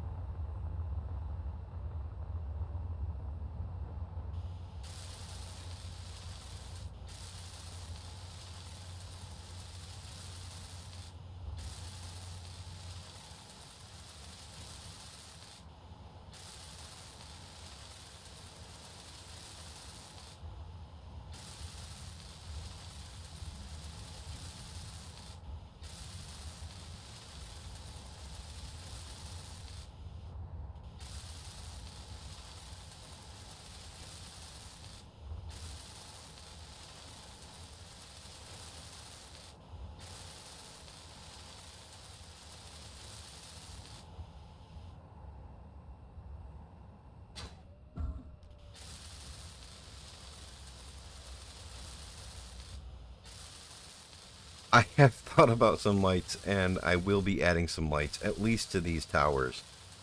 The next episode of this particular series that I'm working on for this playthrough is going to be starting the base build and, well, starting the actual building of the walls and roof of the base, as well as doing the lighting.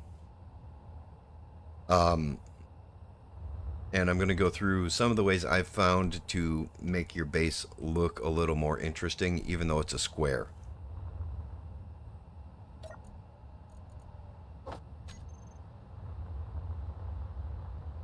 Yeah, there are a lot of mods that do not work anymore. I have not had that problem with any of the staple mods that I use. So the Eat, Drink, Sleep, Repeat, the Build Vision, Build Info, the Sleep Mod, the HUD Compass, those all seem to work just fine, which I'm rather happy about.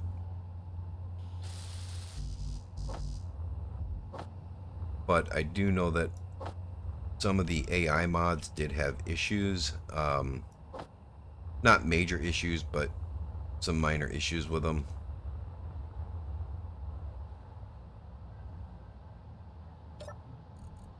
Put all the steel plates in there so I can... There we go. Put everything into production.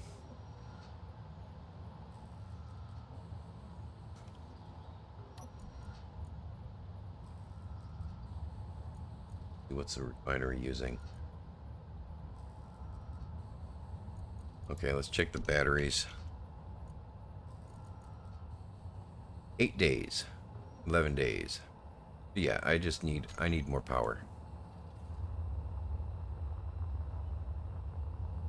I want everything to be running and my power grid to still say that the power will be full forever.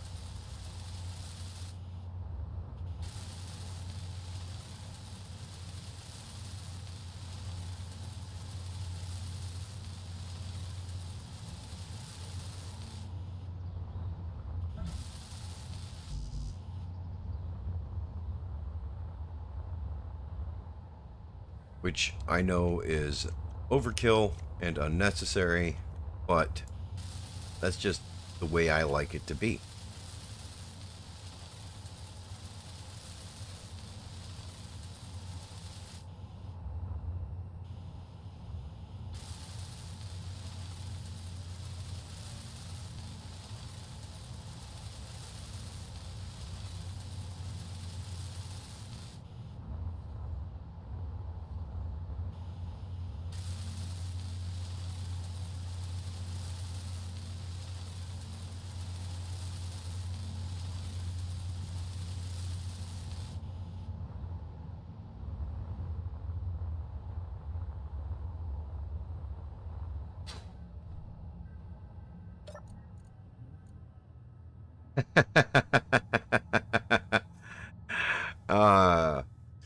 Being overkill. I have been called worse when it comes to my ability to overkill. I like to build... When I'm doing a ship build, I usually... Well, I've always in the past made my ship builds, my large grid ship builds, into basically flying bases that I never have to leave. I couldn't stick with Empyrean because once I... Actually, if you have them tip to tip, they're fine. Each of the windmills are 9 blocks apart from each other, except for the ones that are tip to tip. The ones that are tip to tip do not interfere with each other.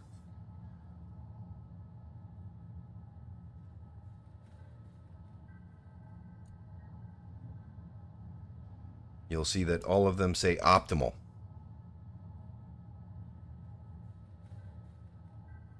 So these are actually all at the very optimal setup. This is the most energy you can get from a wind system in the least amount of space.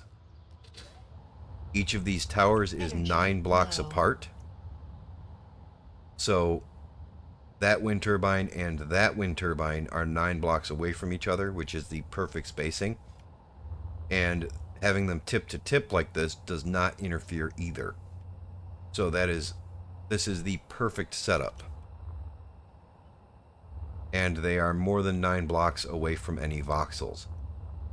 So I couldn't make this any better. I think the only one that might have an issue might be this one right here, because it might be too close to these cables, interior pillars that I put in. Let's see. How far is it? 1, 2, 3, 4, 5, 6. So yeah, this one is too close to these. But other than that, the rest of the system is completely optimal. It's a good eye though, because it does look like it shouldn't work. Alright, you have a good one, Steven.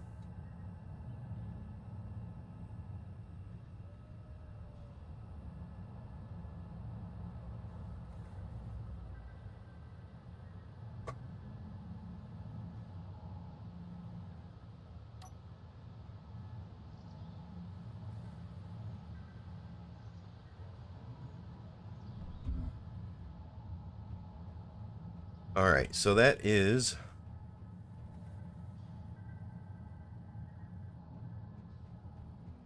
pretty much everything that I wanted to get done today. What else can I do though?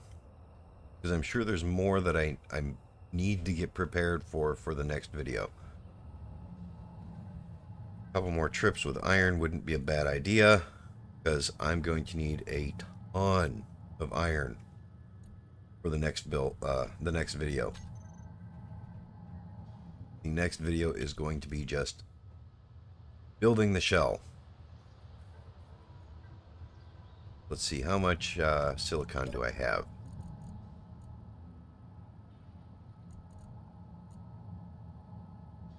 That should be enough for all the windows. I should be good on everything except for maybe nickel. Might need more nickel. Daily Needs is awesome. I actually loved Daily Needs for a long time. It's great. But the Eat, Drink, Sleep, Repeat mod, I think, my personal opinion is that it's superior. Daily Needs is got some really nice things to it, and it's got a different set to it. Daily Needs, you've got the stamina, which is a really cool feature that I wish the Eat, Drink, Sleep, Repeat had. The stamina is really cool to have to watch, so you can't run as far, you can't do as many things without having to stop and take a rest. The Eat, Drink, Sleep, Repeat mod, instead of having stamina, actually has sleep. You need to hit your bed. If you actually push it and you don't pay attention to your sleep level, then you'll start to blink at first, and eventually your eyes will be shut more than they're open. Which is not good, as you can imagine. So they both have their own different aspects, but the Eat, Drink, Sleep, Repeat mod actually has food that you have to interact with the food. You have to use the food item to replenish your food, your thirst, or your sleep. So you actually need to do something with the foods other than just having them in your inventory. And the foods all give you different buffs. So the best food in the game will actually replenish your health and it'll replenish your health and your water and your food levels at the same time if you drink the beef soup. So yeah, it's just, they're different. They fill different niches. I think, personal opinion, the Eat, Drink, Sleep, Repeat is better. But Daily Needs is a lot of fun, and it's been around for a long time, so that should actually say something about it.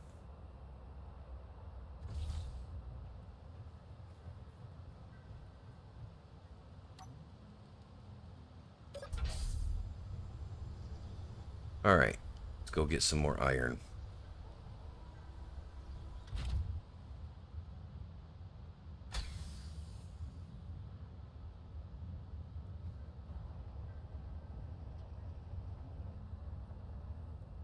I'm really surprised. How have I not seen wolves yet?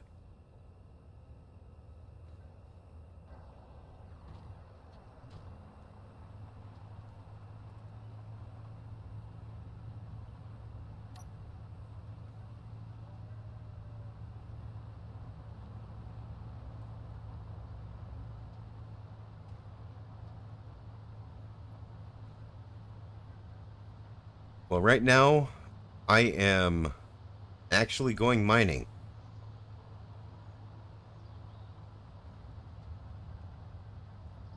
Silver Dragon, that was the first one to start that gameplay. I was really excited when it first came out. Actually, it wasn't the first one. The Daily Needs was a complete evolution before it got to the Daily Needs. It started out with just hunting and food, which was really cool. Absolutely loved that. And then it had some basic survival needs.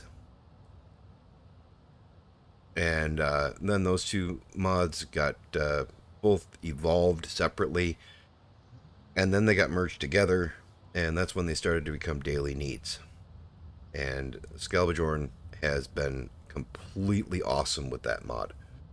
He makes some really cool stuff.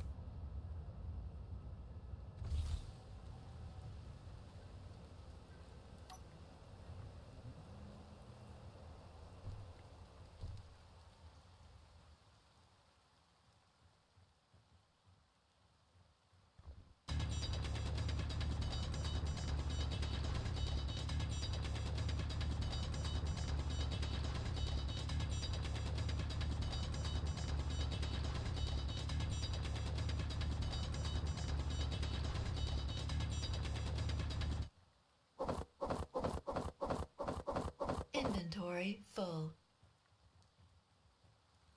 And Hellflanker.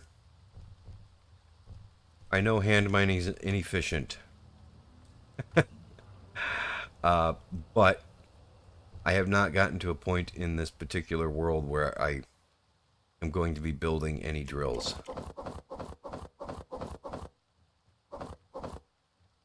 So, this is the route I have to take. Just figured I'd cover that now because I've been asked a lot.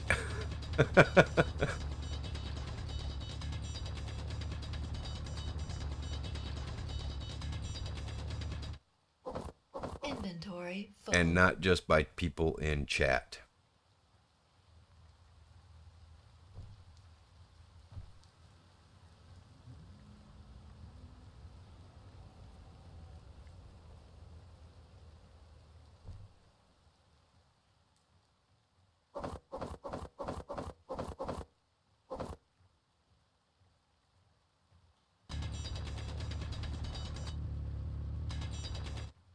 Inventory full. Inventory full. Okay, well that's another mod that is kind of essential. There's a mod out there that makes Karen shut up. He quits yelling at you when your inventory's full.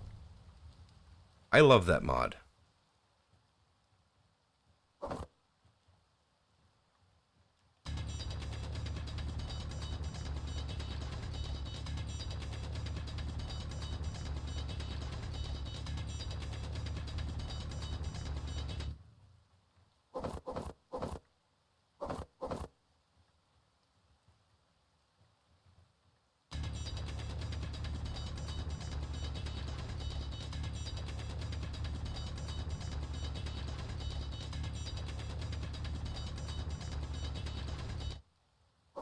Inventory full.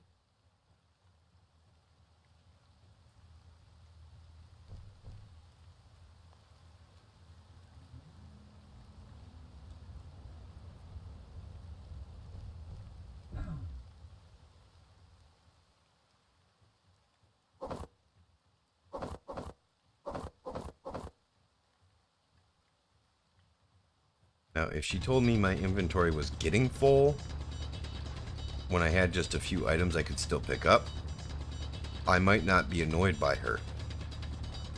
But none of her notifications come until after Inventory it's too late. full. You're almost out of oxygen means you've got 10 seconds. Oh.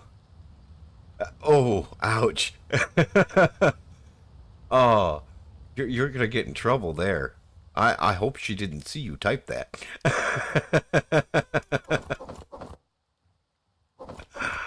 Oh, man.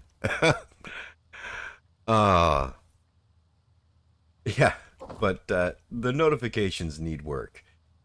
Because the only time you get a notification about your hydrogen being low is when you're about to fall out of the sky. Or you might not have enough to make it back to your ship. Welcome back, Stephen.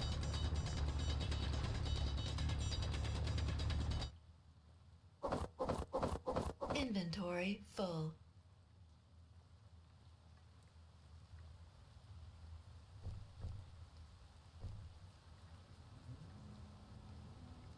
Oh, really? Why is there... it shouldn't have steel plates and whatnot in it. Okay. Well, it does apparently. I'll have to clean the rover out again. Because Inventory I can't full. take this full load back.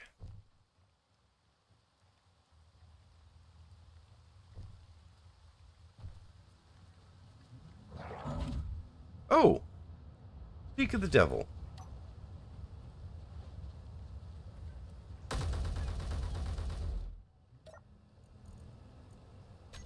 I can't pick up your stuff, though. That's a shame.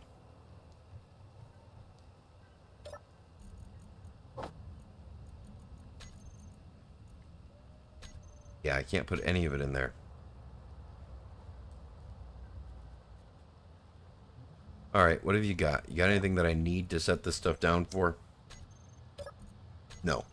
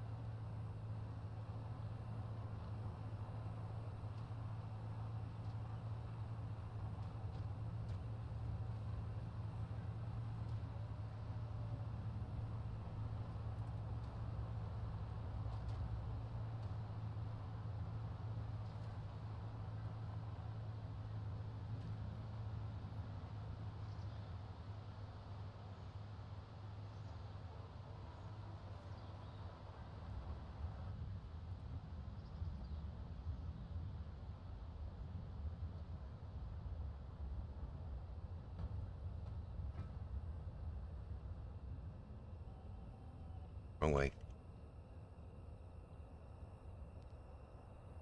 Really need to add a remote to this to control backing up.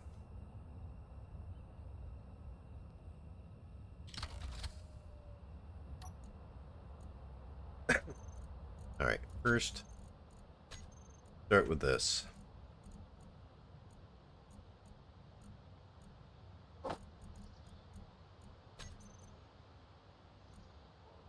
Hide empty. Large cargo container.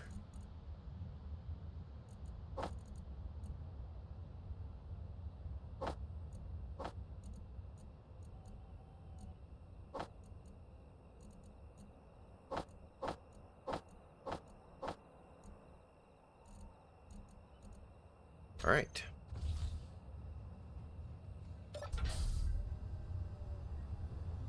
That before more wolves find their way up here.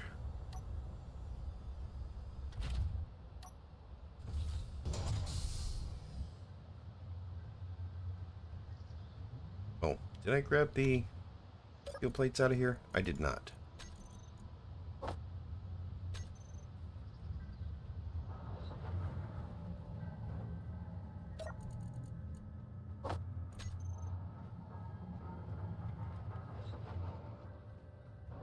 Alright, actually I should have checked how much iron do we have now.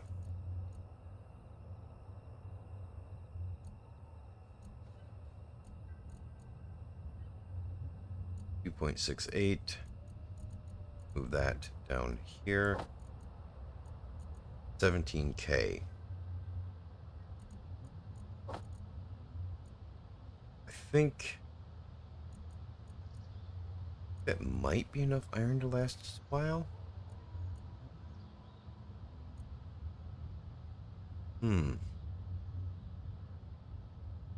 I just don't know, because it takes a lot of iron to build a base. It takes a whole lot of iron.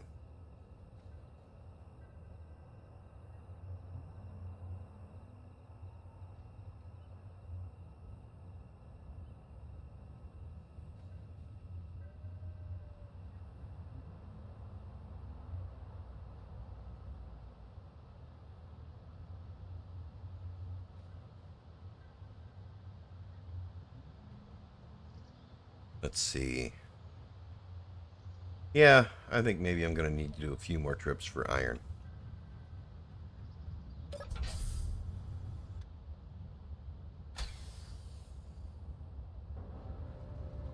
And I've got about half an hour before I got to take my daughter to work, so I might as well do some more mining.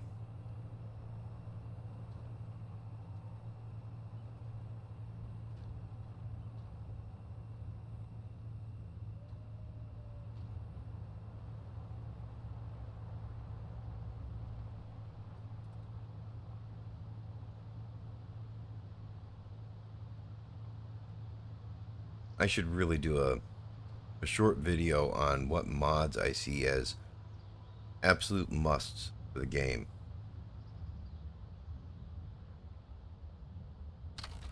Because I do have a list. I actually have an every start mod pack that I put together that I use in just about every game that I play.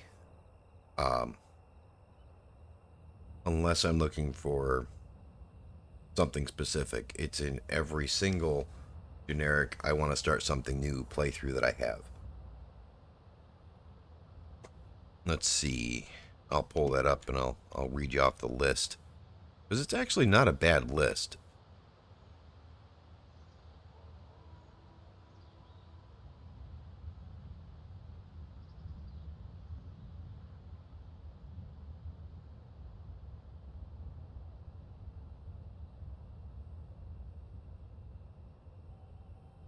It is the Every Start mod pack, and why am I not finding it? There it is.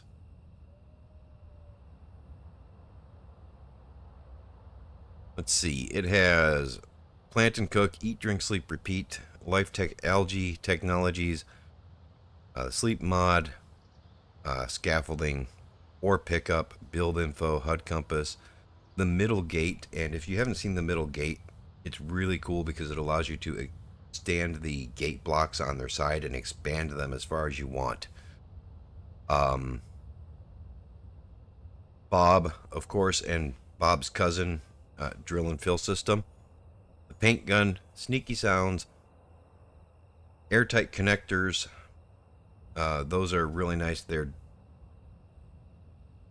I use the VCZ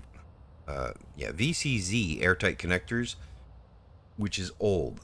There's a new airtight connectors out there. It doesn't seem like a bad one either, but I like the VCZ better. Production quota, small grid expansion, autofill bottles, so every time you're sitting in a seat, it will fill the bottles on your person. Craftable vanilla consumables, defense shields, mod list builder, because that's just on there for me. The mini map, which is really cool, gives you a radar up in the top right hand corner of your screen where you can see enemies. Base just got real, and piston head tools, radio spectrometry mod, build vision, and I still have the conveyor air vent in that, even though I don't need it anymore.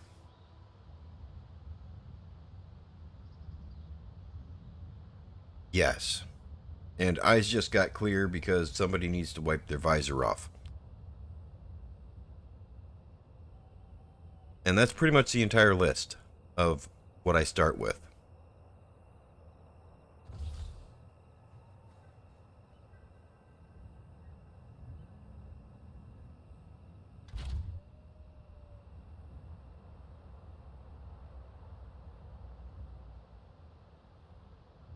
I do believe it's public.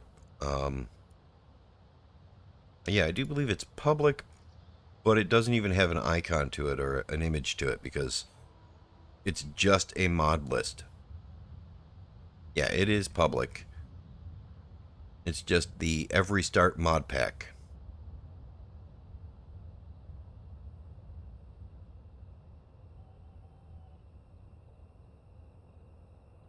Alright. Let's see, I have 30 minutes.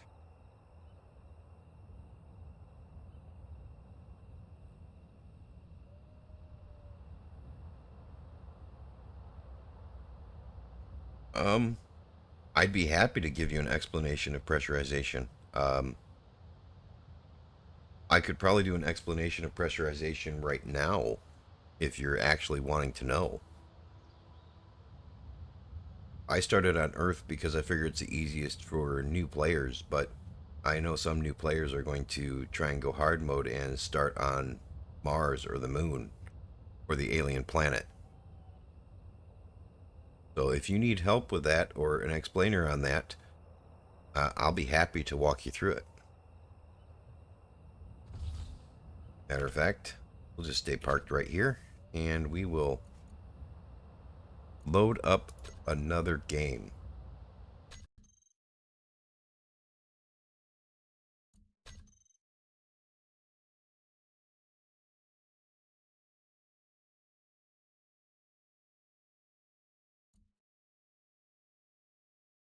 And I'm actually not going to load one, I'm going to make a new one.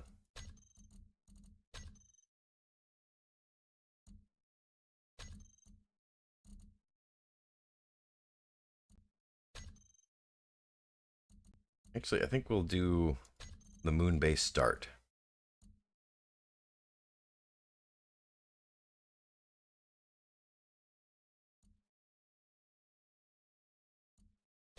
Alright, I'm going to load build vision and build info so it makes it a little easier.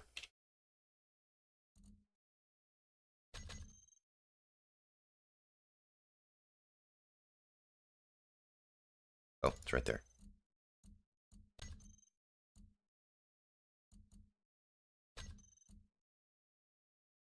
And to not be interrupted, I'm going to turn off drones.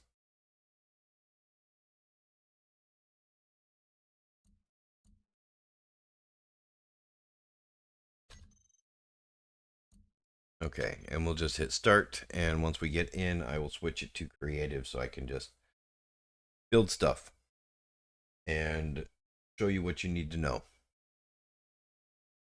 And while it's loading, I'm going to have a cigarette. So let's switch you to my headset.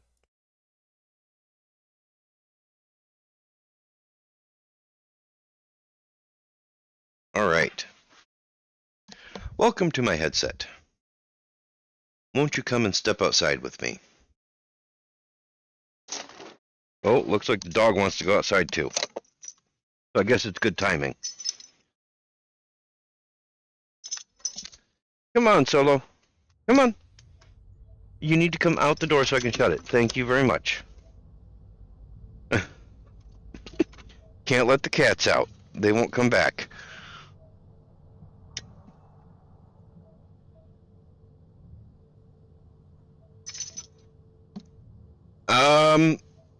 Okay, with a speed mod that becomes possible. Without a speed mod, the asteroids would be too far apart to really be able to survive it.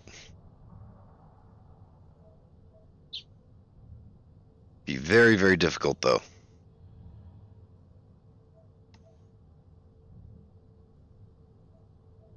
I was actually looking at some of the scenarios on the workshop. There's not a whole lot of them. Not a lot of people actually build scenarios on the workshop anymore. They generally just do mod packs. But there's a scenario on the workshop. It's kind of like an easy start space. You start off in a mining ship with some refinery and assembler, and you're in the center of a hollowed asteroid with most of the starting resources you need already around you. And I think that would be good for new players who want the deep space experience. I'll point that out when I'm done going through the oxygen stuff.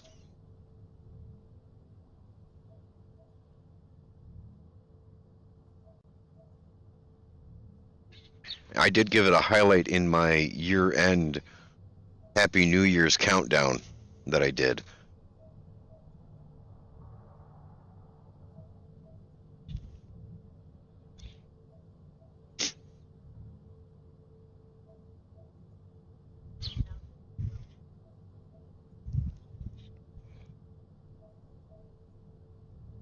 Wellington 6012 is...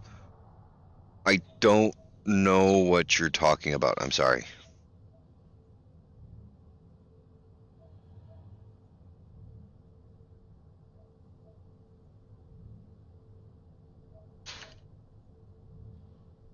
Where are you going, dog? There's nothing around that corner for you.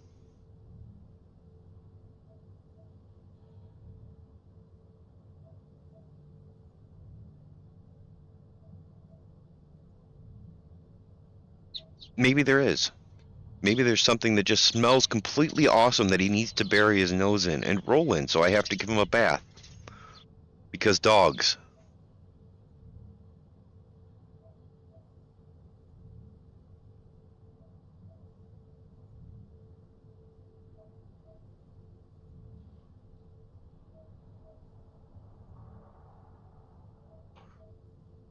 Okay, well, you do your browsing and sniffing. I'm gonna go back inside.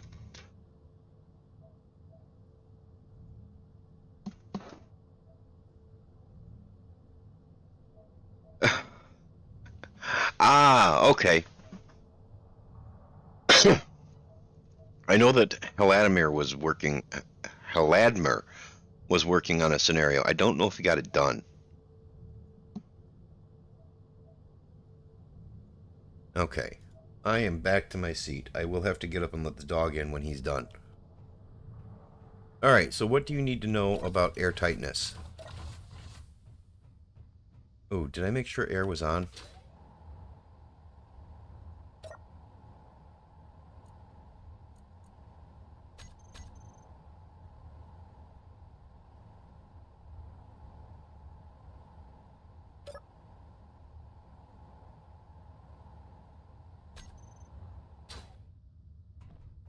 I did see air leak out. What's open in here to make it not pressurize?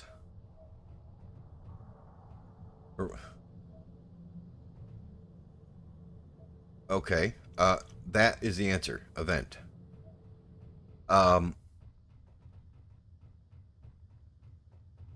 Okay, so if I switch to creative mode,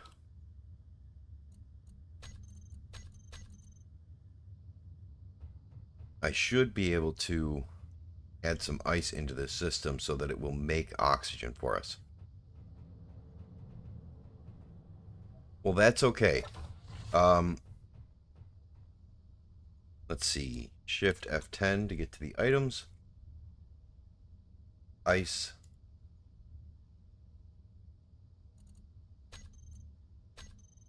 Okay, so now this should have plenty of ice in it. And if there's an O2 generator on here, it should be creating oxygen. There's no O2 generator on this station.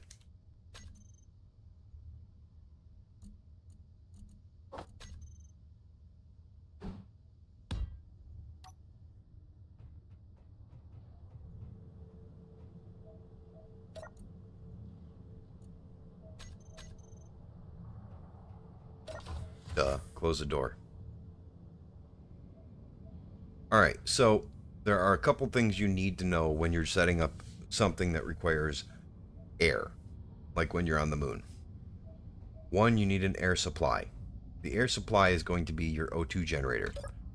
The O2 generator runs on ice. And as long as that is connected to your conveyor system, your vents, if set to pressurize, will pressurize the system. If they're not set to depressurize, will pressurize the rooms they're in. So you can see that that is now high and warm down in the lower part of the screen underneath the toolbar. I can't highlight anything. It's a video. It's not a it's not a video. It's a live stream. But if you look just under the glove icon, your 0, you'll see the O2 high and warm. That means you're in a good environment to open your helmet and be safe. So, yeah, that's pretty much all there is to vents as far as pressurizing a room. Because if I close this door here, that room will stay pressurized even when I evacuate the air out of this room. So if I come over here and I turn this vent off, that one won't pressurize this room now. So now when I come over here, you'll be able to see that the oxygen will escape that room, give me a little bit of oxygen in this room, and it will continue trying to fill all of the space. The more vents you have running, the quicker it fills the space, the more oxygen you have. If you're on something like the alien planet, then you can actually set up a vent. Matter of fact, let's just go there. F8 for spectator cam, turn the speed up.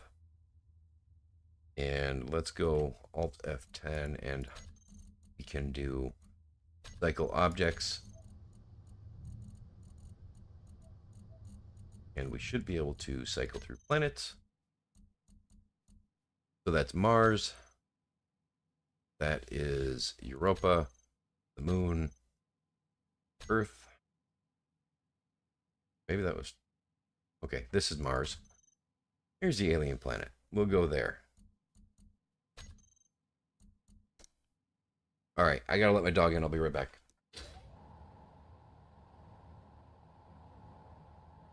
Come on. Come on. Why? That's why I don't... Doing that. I know you're getting old, but you ain't that old yet. Now I'll turn up the speed. Actually, I'm going to switch back to spectator cam. I didn't mean to hit F10. I'm going to turn up the speed and take my spectator cam down because it's quicker.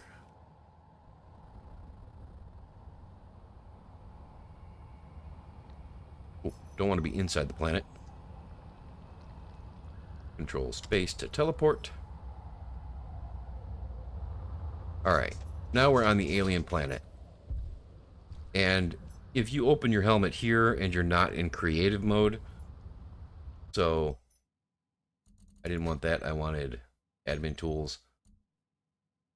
Invulnerable, we're going to turn that off. Go back to our character. So now if I open my helmet, I take damage here. But you can see it does have an atmosphere. I'm going to make myself invulnerable again because I don't remember if I turned off spiders. Now let's see, I have a base here. So let's go ahead and search for my base.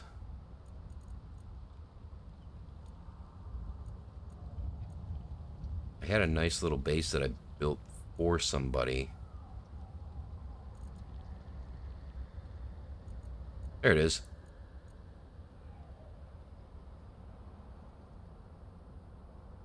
B to align it. Alright, we'll just place that in. And this should not have any ice in it yet. And no oxygen in the tanks. Okay. So in here, on this one won't have any oxygen yet. What we can do for that, though, is we can actually come in and we can do a vent, if I can type. We'll just pull that right down here on the solar panel. Alright, so now we can set this vent on the outside because we have an atmosphere on this planet. We can set it to depressurize. And now it is actually going to be filling that oxygen tank for us.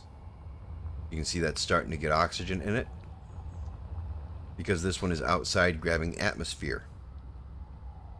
Now when we come in, this vent, which is off right now because I gotta hit the airlock.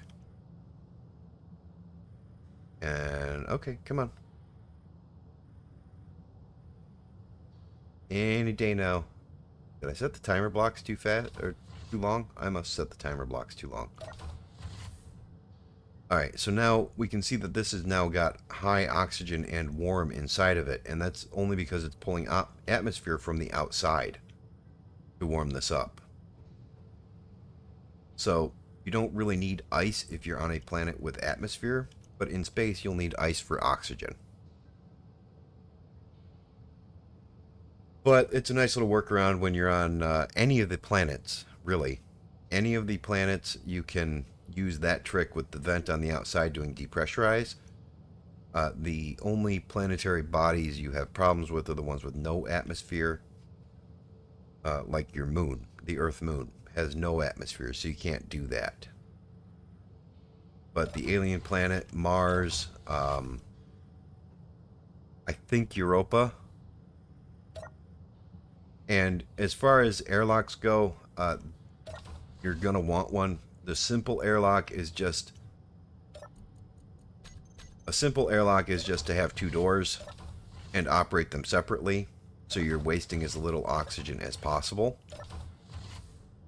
Another way that I like to do the airlocks is I like to put a vent in them, piped up to the main supply. So if I come in and I turn this off, now that has oxygen in that room. If I cycle the airlock, it's going to drain the oxygen out of that room, put it back into the oxygen tank, and then when the timer block triggers, it will open. So now it's got oxygen in it because I just opened that door, so I'll trigger it again. And you'll see the high and warm drop down because that just emptied all the oxygen out. And the timer blocks are set a little bit long, but it's fine.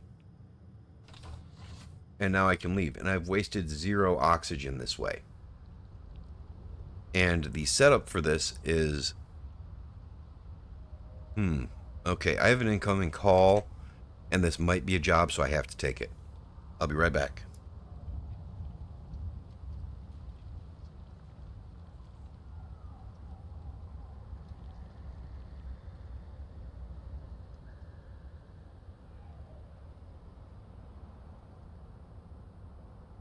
It was a hang-up, so I'm assuming it was spam.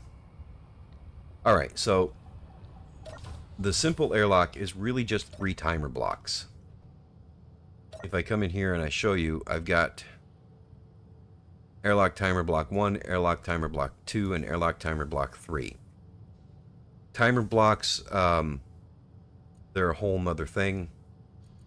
So the first timer block is set for silent, set for 1 second. It's the shortest delay you can set on them.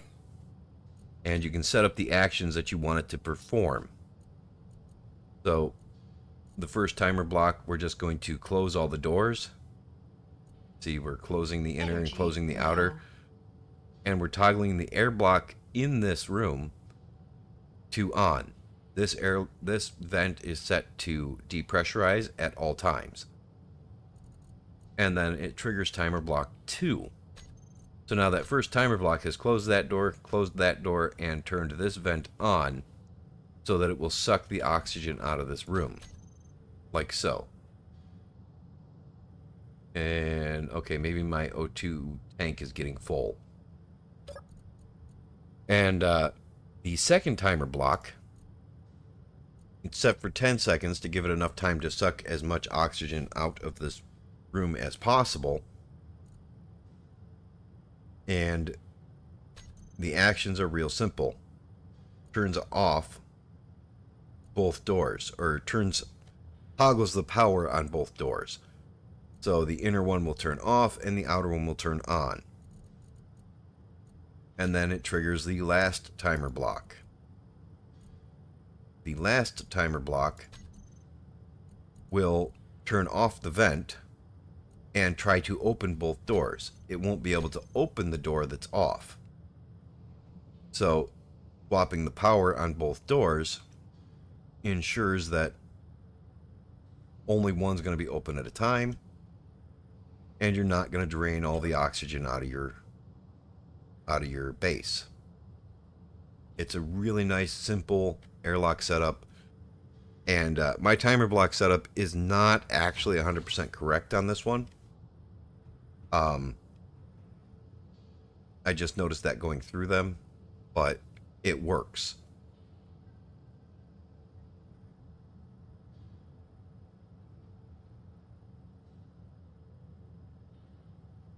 You could. So when you walk in, it triggers the sensor and swaps the doors. So one of the things that I've seen people do is they'll put a sensor that senses right here on this block in the center. So when you walk in, it triggers everything. It puts the oxygen into the oxygen tank. That's on the outside of the building. I do not have an auxiliary tank for my airlock because I don't have to worry about wasting oxygen too much when I'm on a planet. But that is another point that is really a good point. You can actually set it up so that your airlock will have an auxiliary tank. So this right here, rather than being hooked to the main inventory, would hold whatever oxygen it pulls out of the room in a tank. It wastes way less oxygen that way. So that's another setup. It takes a bit more setup to make that work, but it does work, and it works well. And if you're ever hurting with trying to figure out how to set up a good airlock system, there are tons of scripts that work with programmable blocks that will monitor that room and manage whether that vent is pushing or pulling. So it's a true airlock with as little waste as possible if you can run one of those scripts. There are a lot of scripts for that on the workshop. The tank is full. That's why all 4 lights were on.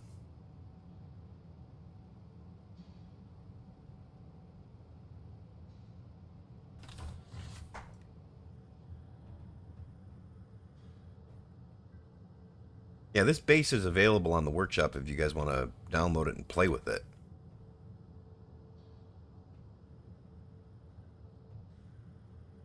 Okay, it comes with a to-do list. It's actually something I need to introduce into my playthrough.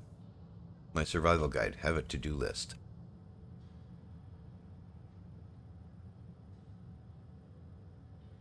Because those to-do lists are really good for new players to stay motivated. But this particular base does use 1 DLC block. I do believe this is only available in the DLC.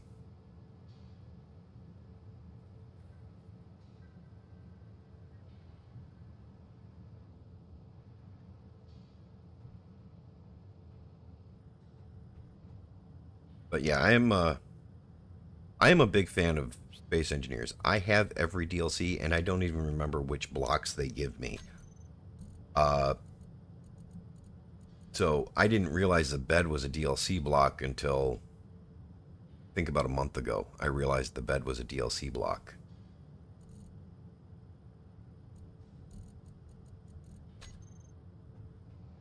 I have bought every single DLC that they've come out with, and thrown my money at them every opportunity they've given me. Which I probably shouldn't do, but I have. That's number one on the to-do list, right? Have fun is number one on the to-do list. Because that's what you should do. Otherwise, you're not playing a game, you're working. Yeah, this is a very simple base. It's not a good base.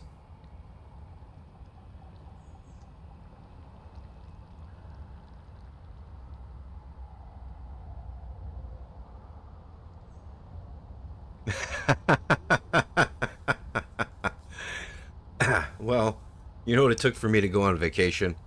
Getting fired. No energy.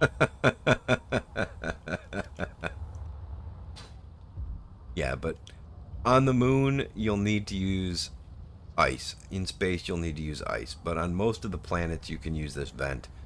It's actually not hard to manage and work through.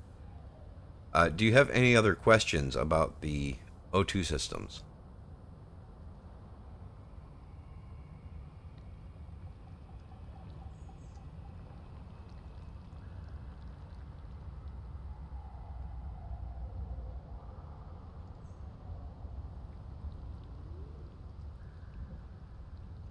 Thank you, Black Star. I really hope I get something too.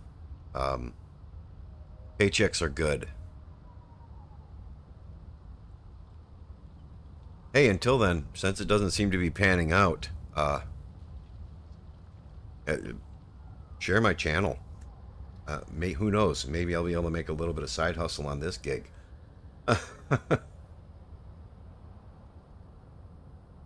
I'm glad.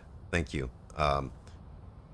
I'm happy to explain anything, answer any questions, but it won't be happening today. Unfortunately, I do need to hop off of here and drive my daughter to work. It has hit that time. So, thank you for watching. And hopefully, I'll be able to be back in, maybe not tonight, but hopefully tomorrow or Saturday. Probably not tomorrow because I want to get the next video out. But I'll be back Saturday, at the latest Sunday. Sunday we'll have our Wacky Weekend Warriors stream.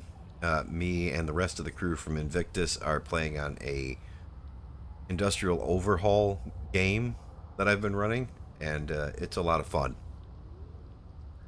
You all have a great rest of your day. See ya.